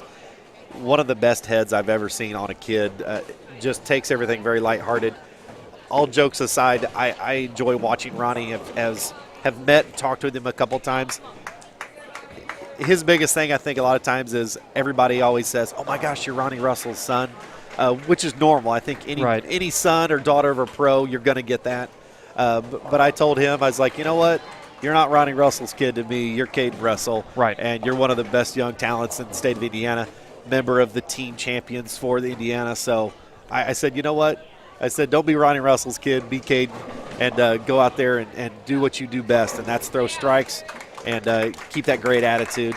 And he laughed, and we had a good banter about it a little bit. So great kid, great attitude. I know there's probably a lot of expectations for him because not only is your dad a PBA bowler, Titleist, 300 TV, 300 on TV, and then one of the ugliest 300 games on TV ever. I actually asked him. He was at the finals, and I had to ask him. I was like, there's not many times that you can ask somebody this. I said, you trip so many 4-pins. I said, did you ever think about moving? And he said, I was moving. It just wasn't much. And he goes, and when you're staying around the pocket, it keeps working. I think if he would have left a 4-pin eventually, I think he would have balled up and probably and bumped probably 5 or 6 right or left, and try to play a different line. But you're carrying it, you're tripping it. Why not just stick with it? It's I think there's worse things in the world than to keep tripping out 4s, because that made it just that much more memorable, I think, for him and the whole experience. So it was great. I loved it. When I saw that Caden was on this pair, as we take a look at him here on lane 21, hasn't missed on this lane yet this game. The first shot in practice, a lot of kids, whether it's bowling or golf or tennis or baseball, will emulate their parents. And I wanted to see if he emulated his father. Now, he's two-handed, but that swing right there, that right arm coming back, I was like, oh, that's Ronnie. Yeah. That's funny. And I think the thing that helps his game the most is that it's not a lot of movement, not a lot of his shoulders and everything. Slight open, just like I think the thing of Belmo being obviously the gold standard. The gold standard. Yeah. Keeping that shoulder open, opening it up, and then bringing it back to square when he release point. And then, like you said, he throws it. You can see Ronnie coming out at him and that follow through and that just coming through the ball real confident. It's like the perfect mix of a Belmo and Ronnie kind of kid. So it's great young talent. I'd see him continuing to be on the Indiana All-Star team. And, absolutely. Basically maybe winning this thing. Obviously, he was our runner-up this past season for the Indiana Masters. Oh, was he? Yeah, okay. He was the runner-up to Gabe Garber. They're actually really good friends. The thing I loved about this year's event, the Masters event, it was probably one of the first big events, scratch or highly competitive, that the COVID restrictions were down a little bit and kids could cross a little bit more. I think Bobby's missing the 5-pin on 22 there. Yep, it was laying down. Yep. He saw it, yeah. Yep. But I think the one thing that I saw was great was seeing guys like, David Hafner and Gabe and Caden. They were all friends. They see each other at these tournaments, and they were able to conversate and just get a little bit back to normal. It's definitely not a new normal for me. It's getting back to normal for me. So, and to see these kids, and especially this event, it's probably one of the first events that it's been completely back to normal. We're not doing anything different compared to COVID restrictions. Obviously, we're staying safe and spread out amongst this bowling center, but oh yeah, Bobby didn't matter that 5-pin. He made sure to cross over there. Oh yeah. Attaboy.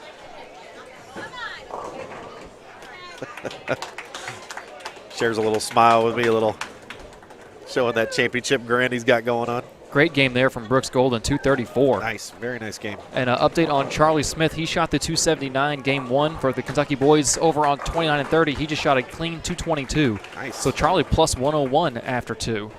Vying for that top seed for the Kentucky singles event, I'm sure. I'd say he's probably, I don't want to say he's claimed it with the game to go, but just looking at scores, the Kentucky boys only had 2 players over 200 in game 1. Charlie and then Robbie Oakleaf in front of us had 220 the first game, and he's can get 227 this game, so he's on Charlie's heels, but Charlie's got a pretty good lead for that 1 seed. Definitely the 1-2 right now, I would say, for Kentucky. Yes.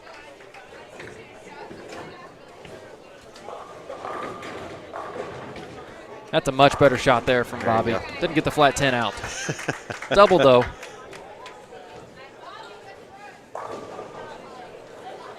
Bobby's trying to get as many shots as possible. That's why he saw that 5-pin, just decided to go ahead and go for it. I don't blame him. I mean, if I'd have seen the 5-pin down, I might have made a ball change and scooted left just to see, I know one of the little test shot. One of the funny, famous stories for Greenfield and myself. One of my 300 games, I actually bowled on the wrong lane.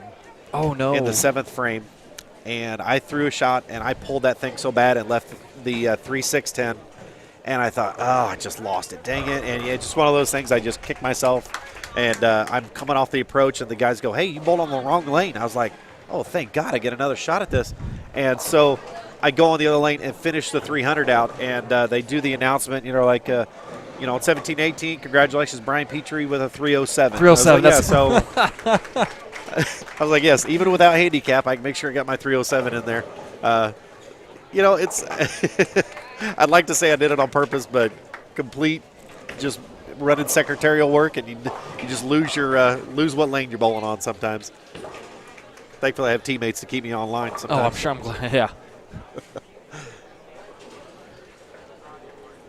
I say, looks like Alexis Jones got a nice little string for the Indiana girls on 25 and 26. She does. 5-bagger after back-to-back opens and a strike to start the game.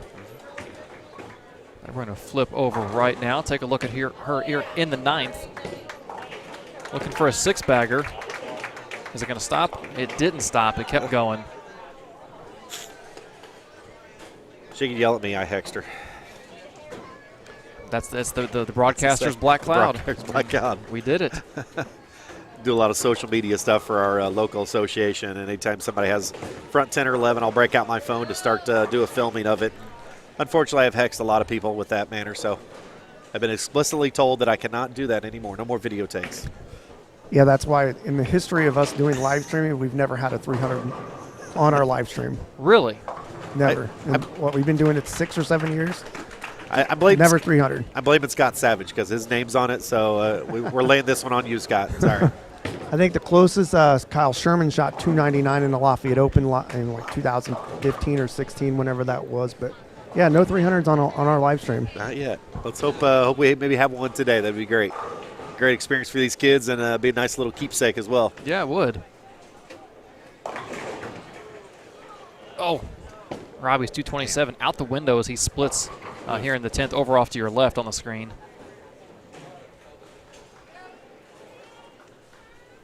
Couple of close matches on these two pairs.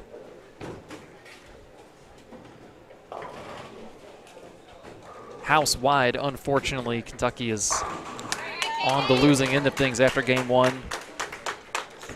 I tell you, the girl on 25 right now, Campbell White, she's a young lady. Very good talent. I think the biggest thing she's got going on right now is her thumb is feeling a little wonky. I was talking with her earlier. She had a couple errant shots of game 1, and she's still kind of losing it a little bit. But overall, when you watch her game, it's one of those things as a coach myself, I look at kids, and sometimes I don't look at the scoreboard. I look at ability and talent and how you're playing the lanes.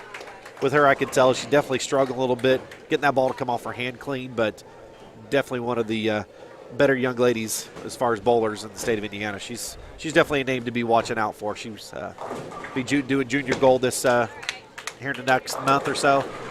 Be good. She's going to be at one of my home centers for junior gold in Indiana, Sarah Strike Force Lanes in Greenfield. So. Oh yeah, junior gold is up in Indy this year, isn't it? How about that? Yeah. Oh, that's got to be a monumental undertaking. Yeah. Oh man. working with Indy since they lost one of their big centers. I actually contacted USBC and wanted Greenfield and Strike Force to possibly be one of the host centers. Who'd they lose? They lost Southern Bowl. They're on the south side of it. They closed out, I think, 3 years ago. I believe it was about 3 years ago. I had no idea. Yeah. Oh, man. And definitely, I'm not sure why. I don't know if it was, there's 20 different rumors out there, but right. You never know what the true case is. But once they lost the center, that's why Indy lost the junior gold, I think, 3 years ago. They had to move it to Vegas. Actually, it was 2020. Yeah. And then that's when all the fun COVID stuff happened. Nice trip 4 there by Megan. But, once the potential for needing centers and trying to find centers that are not only big enough, but having the ability and the willingness to kind of give USBC your entire center for a week plus. Yeah. I talked to our proprietor, and he maybe a little bit reluctant. He's always fearful of the unknown, but got him to sign up for it. And so we're definitely looking forward to being one of the host centers. We're hosting the U18 girls and the U15 boys. Okay. So yeah, it'd be great to see them. Hopefully, I see a lot of Kentucky bowlers, a lot of Indiana bowlers. It'd be great to see a lot of them come through the doors. So, definitely looking forward to it. It's a great shot. And a great result there for Kendall Craig. Double in the 9th and 10th, looking to get to 2-0. Yeah, the year that I worked junior gold for USBC up in Detroit is 2 years ago. Man, those are some long days. Yeah. I thought it's.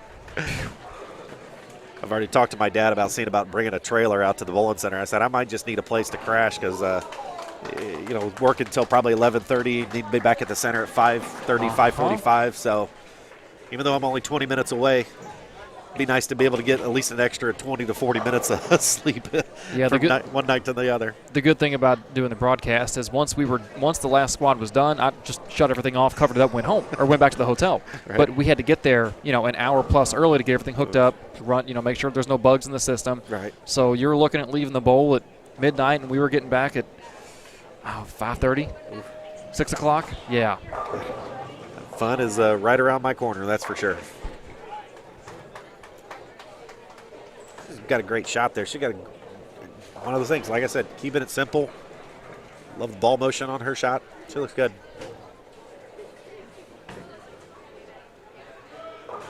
Alexa's trying to make up for that. That's split in the ninth. Split in the ninth, yeah. Get back on here. And one of the biggest problems I see with younger female bowlers is they're not going to, go out and try and have a power game like some of the boys, but they still want to try and hook the ball. Oh, Ooh, Lord. Stone 8-pin. And the biggest issue I see is if they try to hook it and they end up over-rotating, they end up topping the ball and spinning the ball. Yep. You can just get them to stop doing that and just stay behind it. A lot of female players, and then guys like myself, lower rev, guys would be better off if we didn't try to hook the ball and let the ball hook itself. Yeah. I think if you're a young bowler out there, or somebody just trying to learn how to hook the ball, watching someone, I kind of feel like Stu Williams does a lot of power, actually stays up the back of the ball, probably is about as best as anybody in the world, and just really simple, almost a really abbreviated follow-through, and it gets all kinds of hooks and ball motion on it. So I think he's definitely the standard of you could do a lot with less kind of thing, and he makes it look simple. Could hook the lane, could play straight up the lane. A lot of guys in the U.S. don't see him as much, but he definitely hits some of the bigger events. He's definitely one of the better bowlers on the tour. Yeah, an example of him hooking the ball when Steve Novak and I were down in Oklahoma for a snowman doubles tournament. It's a tournament they run by hand. They dress the lanes by hand. So they have a spray bottle and they have a mop, and that's how they dress the lanes. And those things were dead flooded. And in the finals in the round of 6, Steve and I ran into Stu and Francois Lavoie. And there was a shot that Stu threw. He was throwing his in. It wasn't on the market yet. And all we knew is that he was throwing this big – we thought this was this big hook and asim as much as he was hooking the lane. And he got a ball out to 2-3, and I swear to you, it came roaring back and struck. And Stu and Frankie live stream their matches. They record them on their phone and put it on YouTube. Right. Well, Stu sent me a copy of the video. He sends it out to 2-3, hooks it back. Steve is near the camera, says something that I'm not going to repeat, but it lets you know that Steve was like, what in the world? And then you see me on video stepping up with the ball return, and I look back at the camera like, so, yeah, Stu can hook the lane with the best of them. Yeah. It definitely just keeps it simple. I love it. Love his game. Got a good shot by Campbell. Looks like Kentucky girls might take this match. They're up 30 right now. 11th ball on both frames here, but Kaylee with a good shot there. Great shot.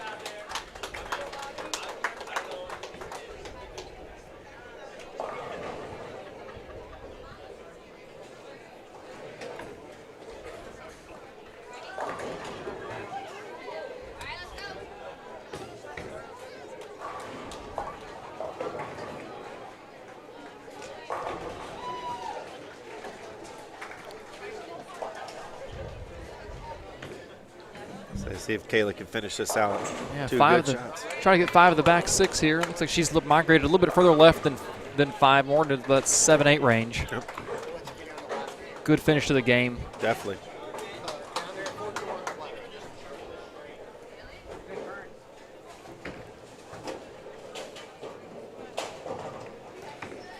Well, if I might take a moment, thank you guys for allowing me to come on here, chat a little bit with you guys, talk a little bowling, a little bit of everything going on in my world. Just to put it out there, all the parents, Indiana parents and Kentucky parents, if there's anything ever I could do for you guys when it comes to the sport of bowling, whether it's promoting, anything, helping you guys out, I'm more than willing to. I'm definitely one of the busier men in the sport of bowling. Bill Carter, definitely, I kind of feel like the more and more I get to know him, he's the Kentucky version of me. I never realized how involved he was until get to chatting with him. but I always tell people I may be involved, very busy, but anything I could do for you kids, especially, would love to help you out as much as I can. So appreciate the time and the willingness to bring me on here. So Yeah, well, thank you for everything you do for youth bowling. And if you want to do a little less for these Indiana kids, quit putting them, tough patterns up from a practice on, that wouldn't be the worst thing. Next year I'll try to make it a house shot to be the qualifier. Yeah, We'll build let their them know. confidence. Yeah, Yeah. Bill, there you go. Thanks again Brian. for the time, guys. Yep, thank you, Brian.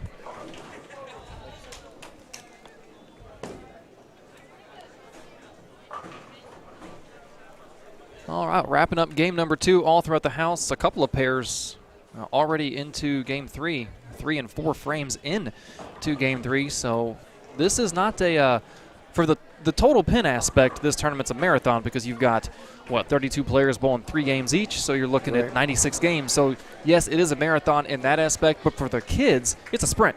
You put your best 3 games up. Well, yeah, that's what you have to do. There's 2 things you're bowling for. You're bowling for your team title, and then you're bowling for that seeding in the singles. Yeah, and I'll admit, when I was talking to Dad about the broadcast, I was kind of on the fence about how I wanted to portray the way that I looked at All-Stars. But my first year in All-Stars, I think the year or 2 before, let me look at my records here. Yeah, a couple of years before, Indiana had pretty much run us over. So the theme in the locker room, so to speak, for the Kentucky kids was, Indiana's so much better, and team event, isn't going to matter because they're going to beat us. So really, one of my first couple years at All Stars, I looked at team event like it's kind of a practice session because it's the same pattern as singles. Exactly. Yeah. So that's kind of how I treated it. Now I didn't throw it, a different ball every 5 frames in ball test, but I wasn't so ultra concerned with the team outcome because we felt like it was a predetermined type deal. We thought we were going to get our heads kicked in, and for the most part, we did. Mm-hmm. But I always kind of treated team event like I want to put up the best number I can, but if I can learn some stuff and I can find a ball that matches up in the right area of the lane for singles, I'm going to be better off. Right. All right, Mike Aulby has arrived. I'm going to let him take over. Sounds good. And you guys can chat. Mike. And I don't know if you guys have met before. We just did. So here we go.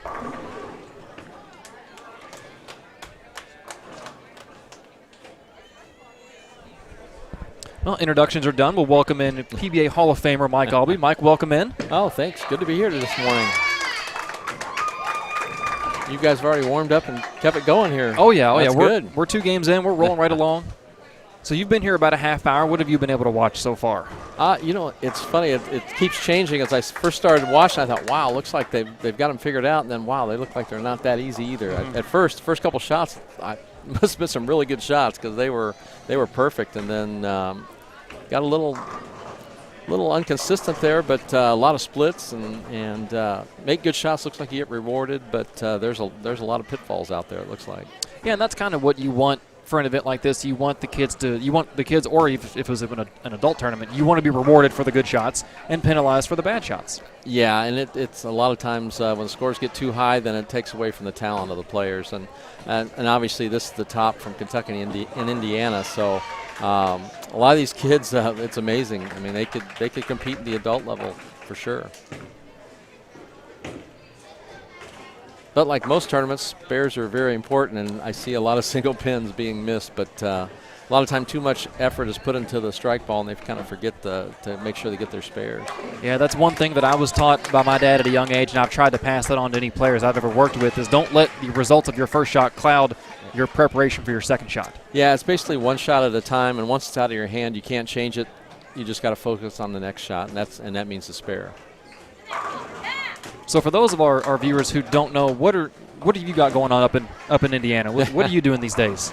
For me, I've got a bowling center, Mike Aulby's Arrowhead Bowl in Lafayette, Indiana, 42 lanes, and we had the youth state tournament this year, so and the Masters and Queens was there. So, and then I also own a couple of ice skating rinks, one in Carmel and one in Westfield, Indiana. So we do that as well.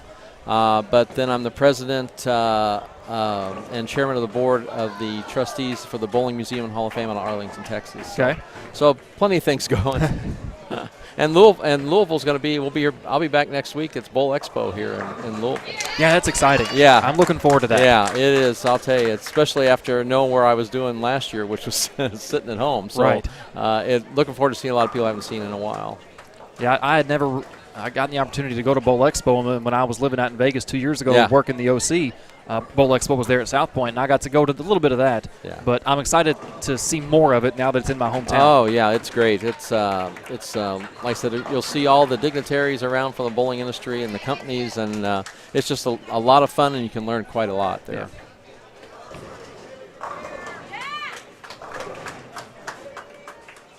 Update on Charlie Smith. We talked about him a couple of times. 279 the first game, clean 222 the second game, and he's clean through 5 frames here in game number 3. So Charlie looking like he's going to be the 1 seed for the Kentucky boys. And I would give you an update on the Indiana. We haven't received one yet, but I also know that Charlie is probably number 1 seed just because he's in my range of view. We can't see the whole house from where we're at. Well, 270 should put you in that category right out of the get-go there. Yeah, only 2 Kentucky boys with games over 200 in game number 1. The other was Robbie Oakleaf over here on lane 21.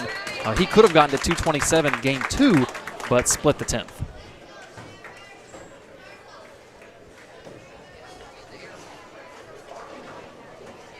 So you doing much bowling these days? I bowl the USBC Open Championships, and those were the first balls I threw from 2 years before when we bowled it. So, not a whole lot. Yeah, not a whole lot of bowling.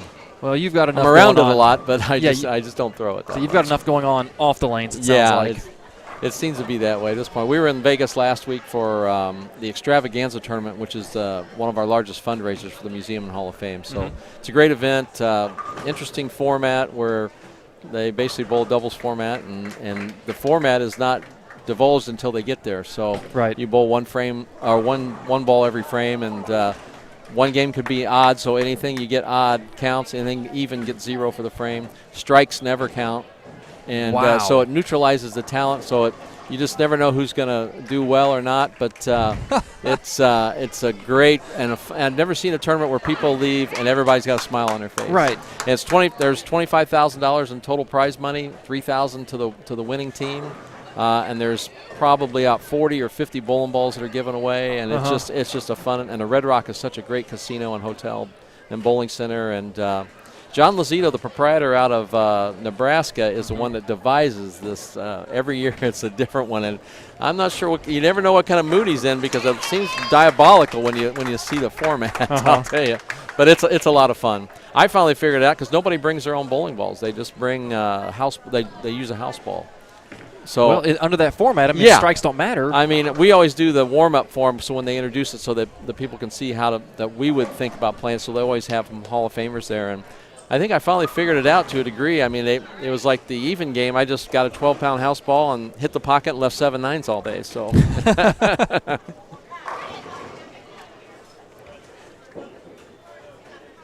Yeah, what you said about John Lazito, from the little bit that I got to know him, I had to look up. Familiarize myself with the name of the bowling center, the Sun Valley Lanes in Lincoln, Nebraska, where the U.S. Open was at last year. Yeah, sounds I right. So yeah, last one. Yeah. That sounds like something John would do.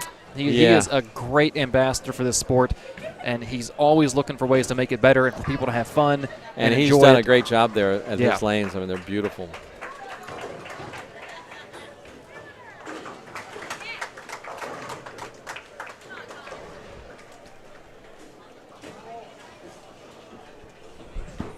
Yeah, this is quite the pair here. I mean, a lot of great bowling on this pair. It was last game, I think it was a pin or 2 difference for the team. Yeah, these two, the 2 pairs in front of us, we're watching the boys right now. The Kentucky boys snuck out a small win after game 1, and same with game 2. Very close.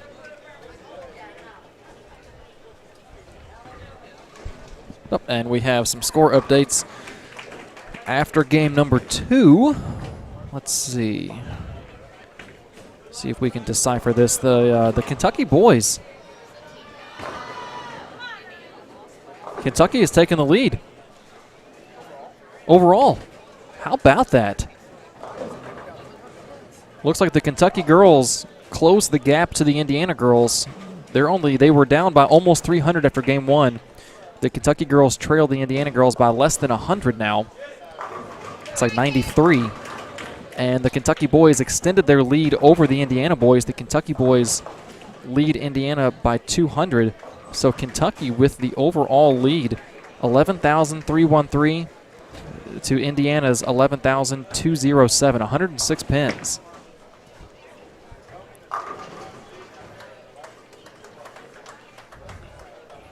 I'm starting to get excited now.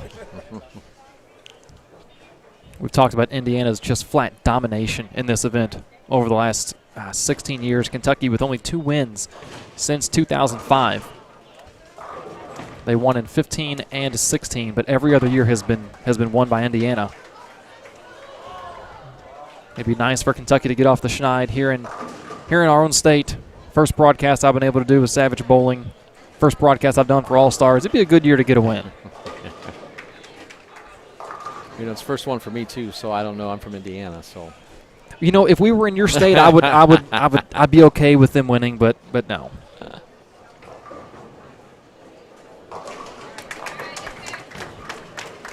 And what would make it even better is the fact that it is here at Dixie Bowl. As Brian mentioned, Bill Carter is youth bowling in the city of Louisville and has been for a very long time. So for it to be for Kentucky to get a win in one of his houses, his family's houses.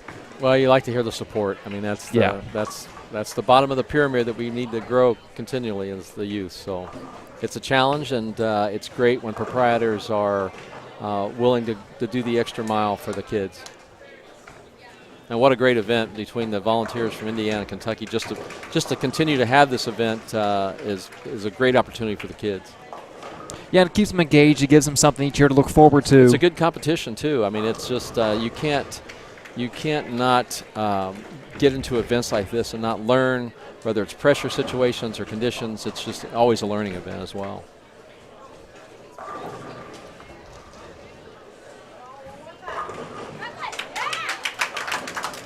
Connor Woosley with the front 5 over here for Kentucky. Now he went, right through the face to get the 5th, but the first 4 were pretty good. You need a little luck in this game. You do. It's what you do with that luck. That's the key. Yeah, you can continue those strings. Yeah, you want to put a good shot on top of a break like that. So we'll watch Connor here in the 6th and see if he can put a good shot on top of that break.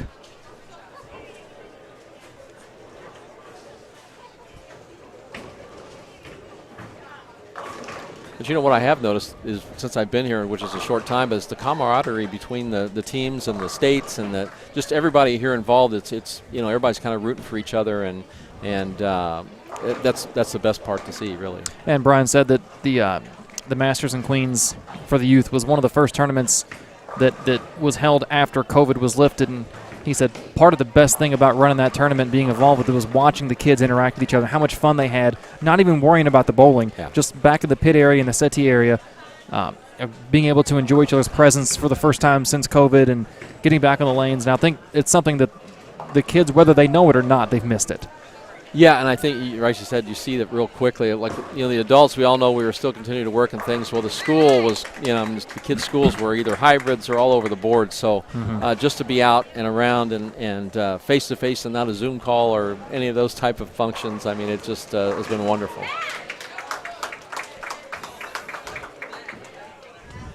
Well, Kentucky has the magic on lane 21. That's 2 of the last 3 bowlers for the state that have went dead through the face and carried it. But we've seen plenty of people pay the price going through the nose here, and too. We have. Yeah, I mean. Caden Russell got that one little wide. He's going to stop, set, strike. Good shot.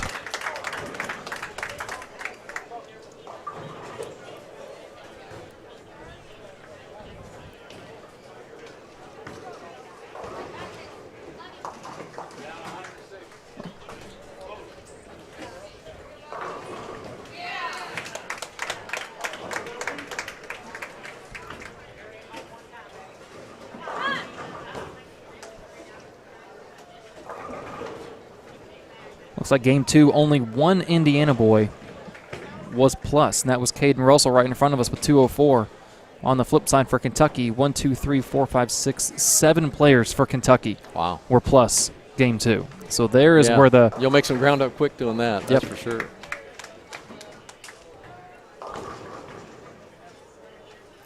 So it's good probably not to watch the scores if you're either team with the scores, jumping that many pins from one. You're better off just to, like I said, focus on yourself and worry about the scores at the end. Were you a score watcher? No, never. No. I didn't even watch my opponents. I mean, I found that subconsciously I end up watching them.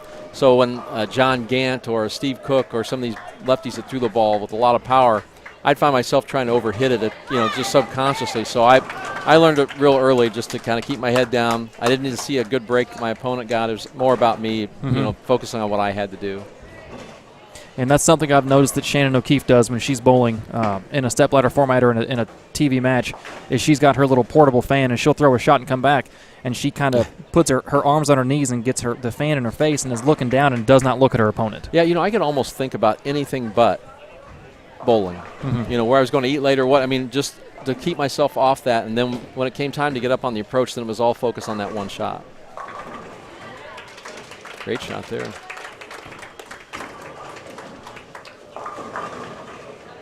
Oh, the scout went behind the 10-pin there for Ryan Doherty.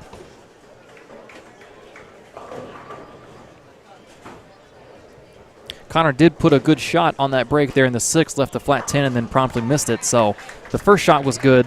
Spare attempt, not so much.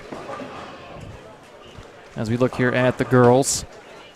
Yeah, this pair of the young ladies there, they're going up pretty much up the lane, but boy, what great shot making they've done. It's just good, solid physical games, and then you at the point of release, a lot of power at the bottom, but keeping it right straight on line, which is obviously better for carry if you can do it, unless you've got the power of a two-hander.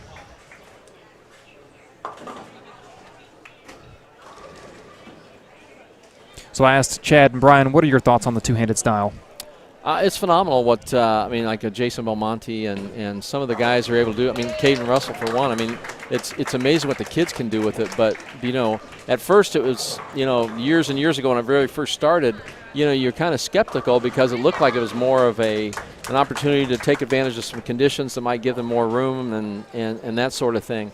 But then you realize that as more and more years pass by, Jason Belmonte and Kyle Troop, not only the power but the accuracy and the ability to play anywhere on the lane and adjust equipments. It's I'm amazed every time I watch them throw a shot and they don't strike. When they leave something, it's the pins, they throw the pins around like it's duck pins. So right. It's phenomenal. And if you just throw a traditional, you're at a disadvantage. Unless there's an angle you can stay with, because they're gonna move the oil around and change things, and that's what's really big about the game nowadays is how much the conditions change and you have to adapt to them. One thing that I'm a kind of a down and in throwback player. A lot of guys from the generation before me they might see me practicing or they've seen me in league or tournament and they like to watch me because I remind them of the players from the 70s and 80s. Yep. And Dad would always tell me when I was younger, because I would complain that power players would scout the flat 10s or the flat 7s, and they would get breaks that I wouldn't get. And he said, look, at some point they pay a penalty. That power game, they'll pay a bigger penalty than you will, so that's where you'll make up your pins. I haven't quite seen that with the two-handed style. They don't seem to pay more penalties than the down and in guys. Well, it's all about strikes. They pick up spares, but if they do all of a sudden that transition, it's a 2-10 or a 3-7 or whatever. So what? Then they just make that move and then they're right back at it striking. So, yeah, I agree with that totally. And I think we're still kind of waiting for that first young lady to go out on the tour, the PWBA tour, or even younger to throw that two-hander. And if that happens, then I think you'll see a big domination there. But we've got some strong lady players. It's just phenomenal what the girls. Liz Johnson's still able to do what she does as well.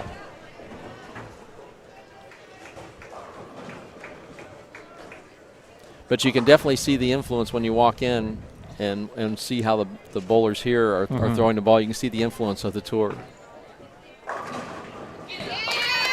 I see that. Oh, well, left side of your screen, Caden Russell just slapped out a half 10.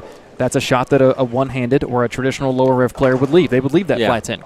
They might get 1 out of 4 or 5, but right. Yeah, they're not going to get 9 times out of 10. And that 10th time would be the head pin flying across in front. Or, right. Yeah, exactly. It still had a chance. It just didn't get it.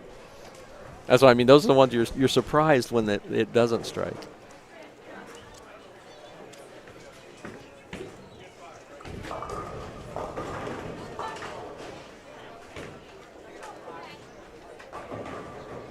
But I think, a lot of the kids that are throwing the two-handers, I mean, they've got to continue to learn to adapt to not only conditions, but hone in on their physical game. Because you watch a few that, they've kind of got the theory of the two-hander, but the consistency of getting to the foul line and the trajectory is not there. Mm-hmm. Yeah, I think Chad and I were talking about that earlier, is that the two-handed style doesn't bother me. I actually kind of adapted it when I was in college because I bowled with Brian Valenta, who back then was he was Belmo in the States before Belmo. He didn't travel as much as Jason, and he didn't bowl as much because he was still in college, but BV was the two-hander. And so when we were in college together, when we were practicing, I'd screw around and be like, oh, well, I'm going to two-hand it, and found out that I wasn't terrible at it, so I kind of picked it up, and it's something that I can do. Mm-hmm. I've got a two-handed arsenal now that we've outlawed weight holes. Yeah. Because before I would just two-hand my regular stuff. Yeah. So I do have a two-handed arsenal for whenever I feel like messing around with it. But so I'm not against it. We just don't, I think, have enough coaches that know how to coach it. That's exactly right. And, to me, it was always whatever it took to knock him down, within the rules is fine with me. If you go way back to the Soker days and Don McCune and when he was able to do all that, it was within the rules. And that's what I always go by. It's what's within the rules. I mean, as long as you're able to do that within there, then however you got to do it is fine with me. It's tough enough to knock him down. Right.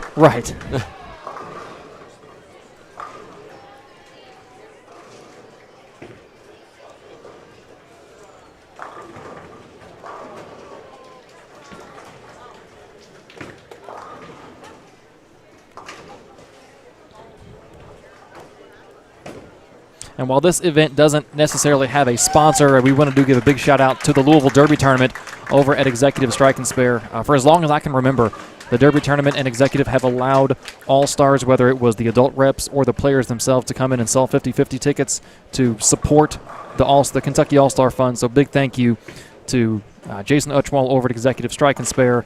His daughter Sasha is on the team, actually. She's down on 33 and 34. But big thank you to Jason at Executive and the Louisville Derby Tournament staff for allowing the All-Stars to come in and sell raffle tickets each year to raise money for this great event and this great team. So Executive Bowl is still around over by the fairgrounds? Yep, oh yeah. I have history there. You do? Yeah, 1978. What's that? No, it was All-American Youth Championships for back then it was the YBA, which was the youth bowling.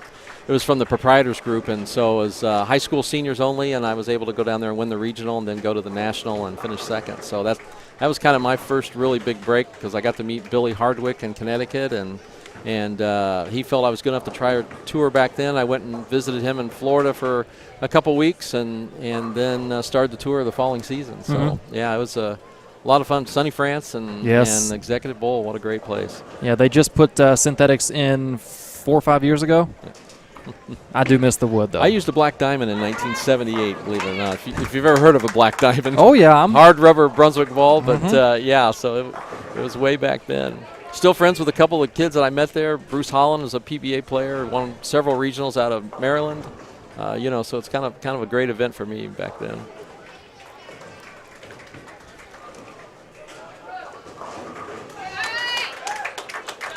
You take those breaks. Absolutely. I like watching Bobby bowl. He's very smooth. He's very smooth, and then after the shot, he's very energetic on the approach. He celebrates stuff. That's in a good way, which is the right way. I noticed that's the epitome of what youth bowling needs to be.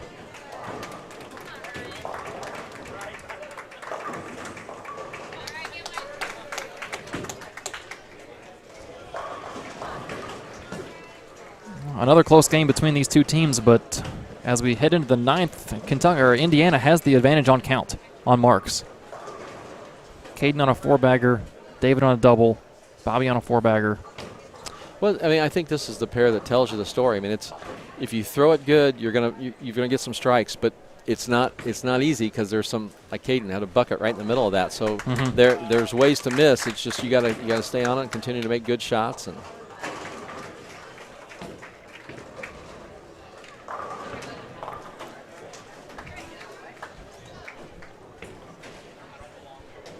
most pairs in the 8th and 9th. We do have a couple pair, like the girls here on 25. They're in the 6th. Then to their right, the boys on 29 and 30 are already in the 10th. They're down to their last bowlers. And I jinxed him. The broadcaster's jinxed. I said Charlie Smith was clean through 25 frames. He promptly gets up in the 6th frame and goes 8 out. That's usually the way it goes. Isn't Yeah, it? now I feel bad. And he opened in the 9th. So he's going to be in the one. He can double.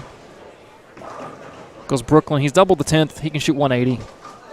I still think he's sitting pretty for that number 1 seed for the boys, though.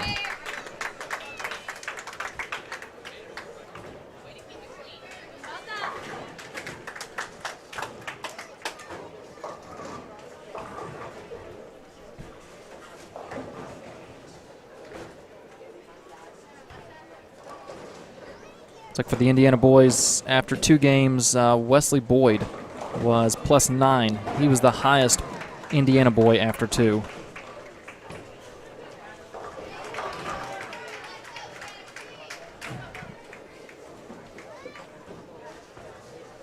Caden Russell, 162.0. Looking to strike here to keep the 270 pace going, and he does. Great shot.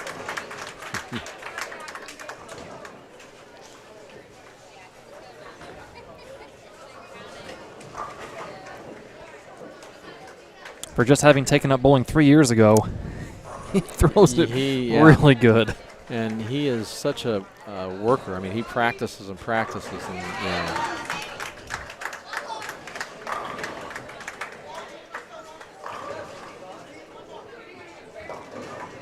See, that looked like a nice, smooth, clean shot. I'm surprised that didn't make it back. It's not like he missed by a lot or anything. Just I don't think he did. Yeah, it looked like a great shot.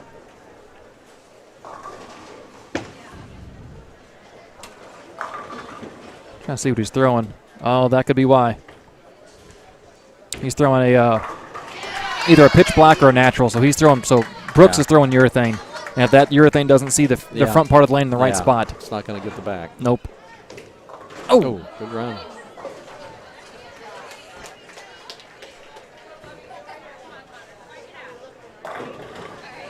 So costly mistake there in the 10th.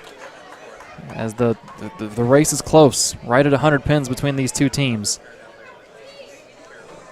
Closer than I think any of us thought it was going to be. Certainly closer than I thought it was going to be. You all heard my doom and gloom from minute 1 of the broadcast.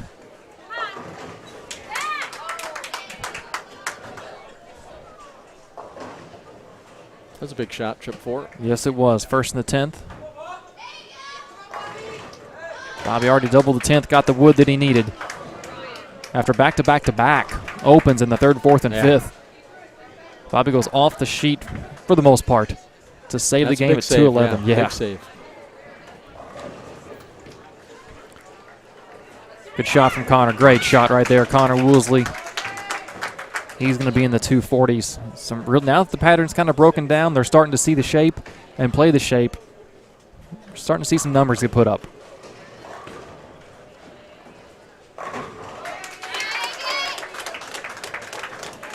And a good old-fashioned Brooklyn works just as well as hitting the pocket. Man, they don't look any different on the scoreboard, They do not. Nice finish. Nice and smooth. With his ball speed, you look for it to break loose, but boy, it held its own, and he's got it figured out between his equipment and the release. Great finish, 245.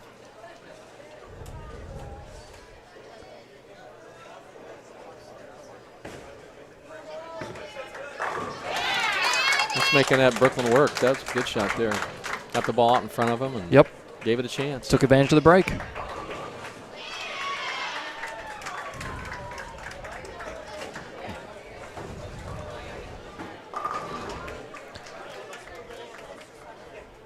So, Chad, as we near the end, what's the plan? Are we going to stay live for the total score announcement, or are we going to come back with singles and give that announcement? How are we going to handle that? Just to keep the viewers Yeah, we'll probably updated. go off and then come back. Okay. Because I know that at 1 o'clock and the verification on that could take a little bit. So right. Not knowing how quick they're going to be, I think we'll probably go off air and be back here just before 1 o'clock probably. To throw all those tough questions your way, Chad.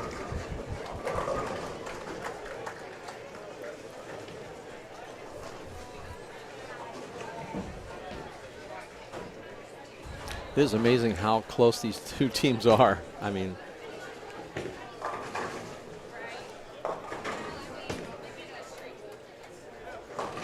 yeah, total pins. Kentucky only holds about a 31, make that 36-pin lead.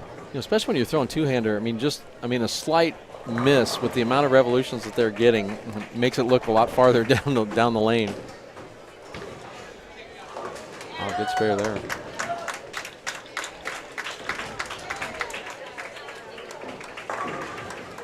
Can't get the 4 to trip. A lot of speed there.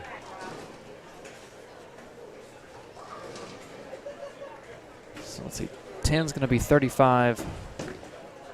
So Caden's going to step up with a chance to double to get the overall series lead for this team for these 3 games. And then once they finish up, oh boy. Robbie flags the 4-pin. 3 opens in the back 4 frames after a spare double start for Oakleaf.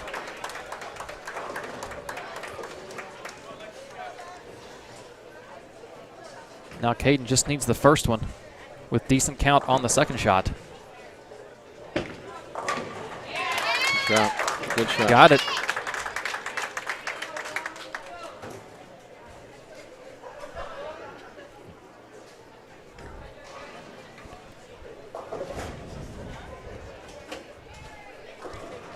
This will be the second pair of the 8 in the house we have going that's going to finish up. Looks like we have a bowler down on 13 and 14 that's went spare 7-bagger for the boys on the Indiana side. So Indiana making a run here, game 3.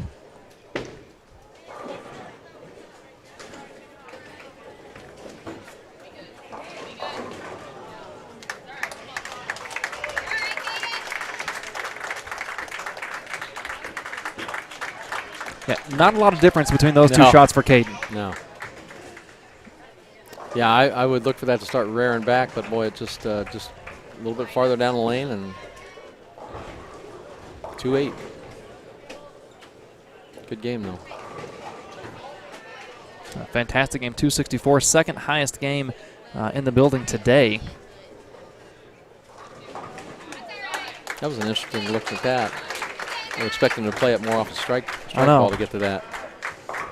Well, kids. Yeah. Unless he's fishing, which is very possible.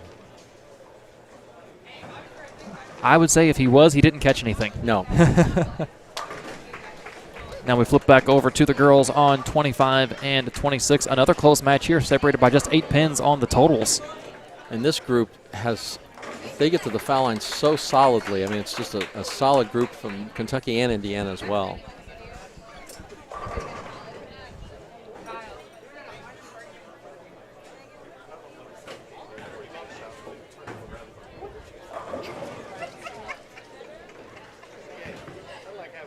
And that is one of the great things about this event is you do have, six or 32 of the best players from each state. So, compared with like when I was working junior gold a couple years ago, and we had the U12 division in the house that I was broadcasting, it can be difficult watching 7, 8, 9-year-olds.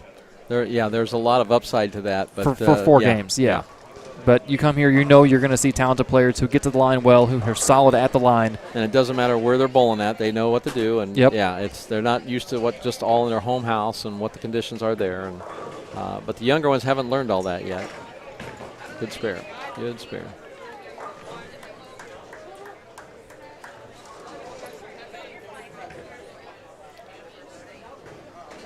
As bad as it is when you leave those corner pins or whatever, it's even worse when you have to walk back and you've missed one. So that's why, it's so important to pick those up. And it changed the whole complexion to a tournament like this. Yes, it will. And as we get into the 2-game total pinfall matches later, any openings there, of course. Great shot. Great shot from Kaylee, just signed with Vanderbilt University. Oh, very nice. Great school.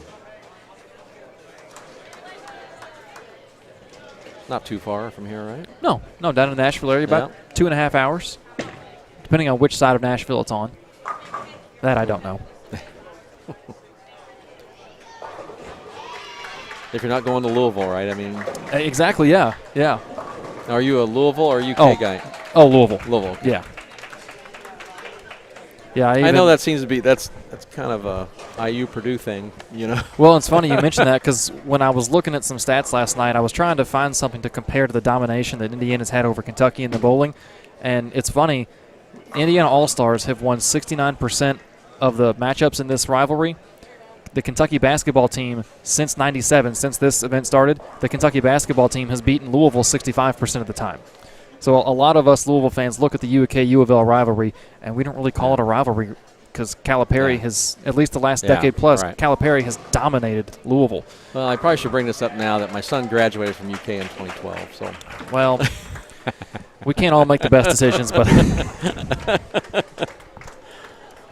well, then you're well aware of the Calipari era dominance. Yeah, I got to go to a game down there. It was it's quite different. Yeah, quite different. But Lexington, like Louisville, they're great cities, and you know, it's a lot of fun down here.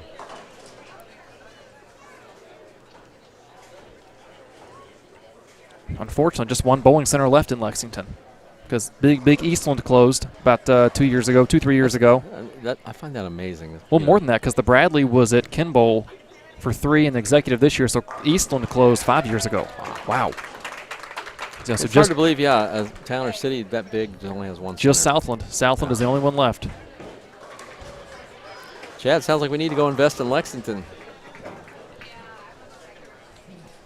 I would never advise in today's climate anyone build a bowling center, but if you were going to build one. But see, I think I don't know about that. I mean, I think that I'd be scared. It's an FEC is what you got to do. I mean, it's the you're right. Yes, it's not a traditional bowling center. Yeah, I totally agree with you there.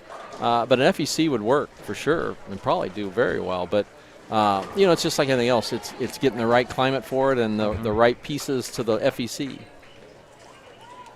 Yeah, traditional bowling is a tough sell because you just got to have all the other revenue streams. And going back to talking about John Lacido out in Lincoln, Nebraska, when we were there for the U.S. Open, the paddock area for the players was this big kind of warehouse building, which was going to be a multi-purpose room. Yeah. And I think his plan, and it's probably finished by now, I would think, was laser. It is laser tag and mini golf and just all he's finished. It's unbelievable. A redemption area like ticket redemption games and.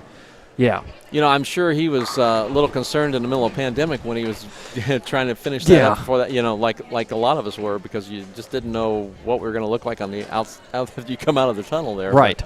But you know, the bowling proprietors and, as you know, any of the bowlers, I mean, we're a resilient group that love our sport and our industry, and unfortunately we lost some friends that, you know, either through COVID or their business through COVID, and you know, those are sad situations, but you know, the industry's gonna survive and find a way through it.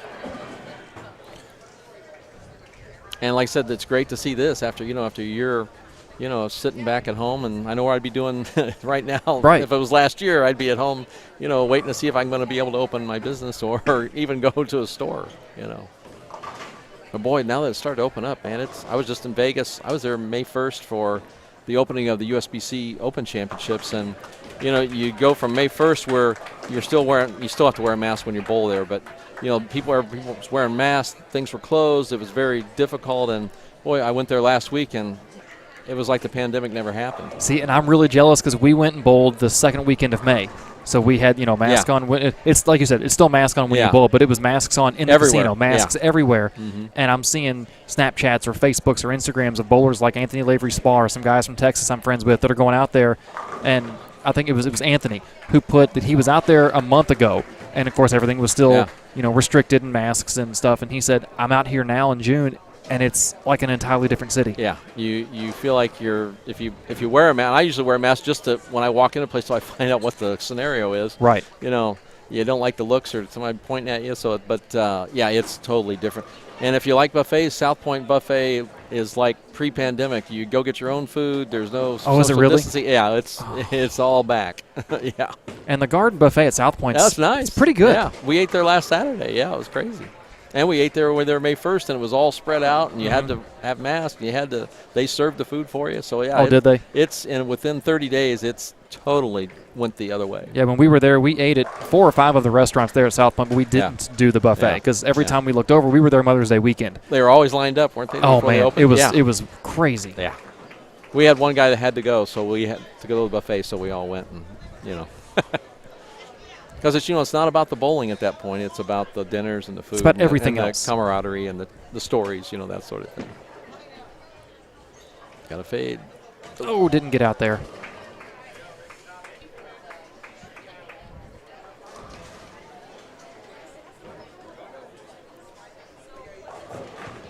About half the house, a little more than half the house done. We just got, it's like 3 or 4 pairs still going. But everybody, for the most part, stepping up in the 10th here. So we'll put some results. I'm sure we'll get some out on social media to keep you guys abreast of the team outcome. Of course, when Mike and I come back for the singles portion, we'll talk about the team results. But Kentucky with a slim 106-pin lead after being down 250 plus after game 1. So Kentucky with a great comeback, a lot of it on the boys' side, game number 2. But as we look around us, some big numbers shot by a couple of Indiana teams. Over to our left, an Indiana girls team beat their opponent by 100 pins in game 3. The boys that we were watching, the Indiana team, defeated the Kentucky team by a little over 70. And looks like these girls going to be pretty close. Kaylee can double to maintain the lead in the game over the Indiana team. On a 4-bagger. Let's see what she can put together here in the 10th.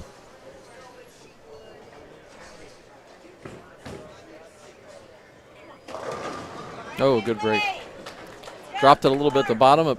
Had the right direction, got enough of it, and good ball reaction and good pin action. Josie Ernst and the crew down at Vanderbilt will be able to use Kaylee. Yep. Absolutely.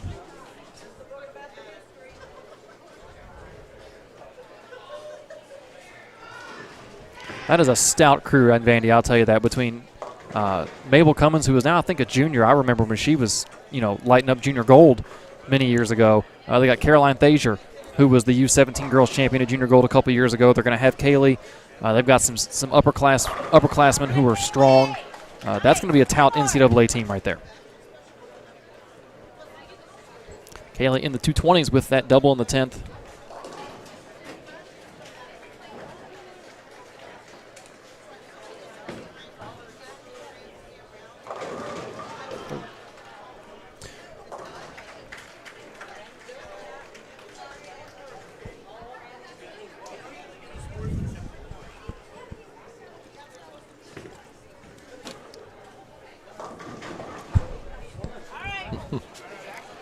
Got the first 2. That was key. First 2 were key. So I'll ask your thoughts on this because you've won a couple of tournaments in your life. How do the kids that they had a bad outing here in team event, they shot, let's say, 510, 520, they didn't shoot what they felt they could. How do you turn around so quickly to come back for singles in about an hour and a half and come into basically a brand new tournament?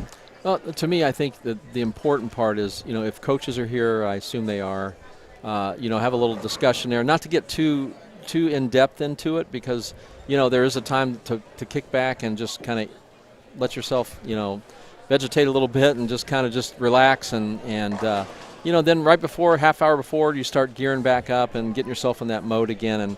And like I said, it still goes back to once it's out of your hand, you can't change it. Mm-hmm. So now all you do is you take the information you got this morning and adapt to that and be ready for any changes you might want to make. But anytime you make those changes, you have to be very confident that that's what when you make that decision, to whether it's changing a ball, changing angle on the lane, you make that change because you're 100% believe that's what you should do. Mm-hmm. If it's 98%, you're not going to throw it the same way, and that's the important part. But you got to have a little downtime. I know it's short, it's quick return, but there has to be a moment where you just kind of ease back a little bit and move on. Yeah, we are going to have, with only 8 on a pair, we are going to have a little bit more of a break than I originally thought, which is good because the cheeseburgers here at Dixie Bowl are fantastic. So I am looking forward to getting a cheeseburger and some french fries in my stomach before we head on to singles. All the pairs around us are done. There are 2 pair on the low end that are wrapping up the 10th frame. So we'll go ahead and we'll end this portion of the broadcast, but we'll be back shortly before 1 p.m. with the singles portion of this tournament. And then stay tuned to the Savage Bowling social media pages on Facebook.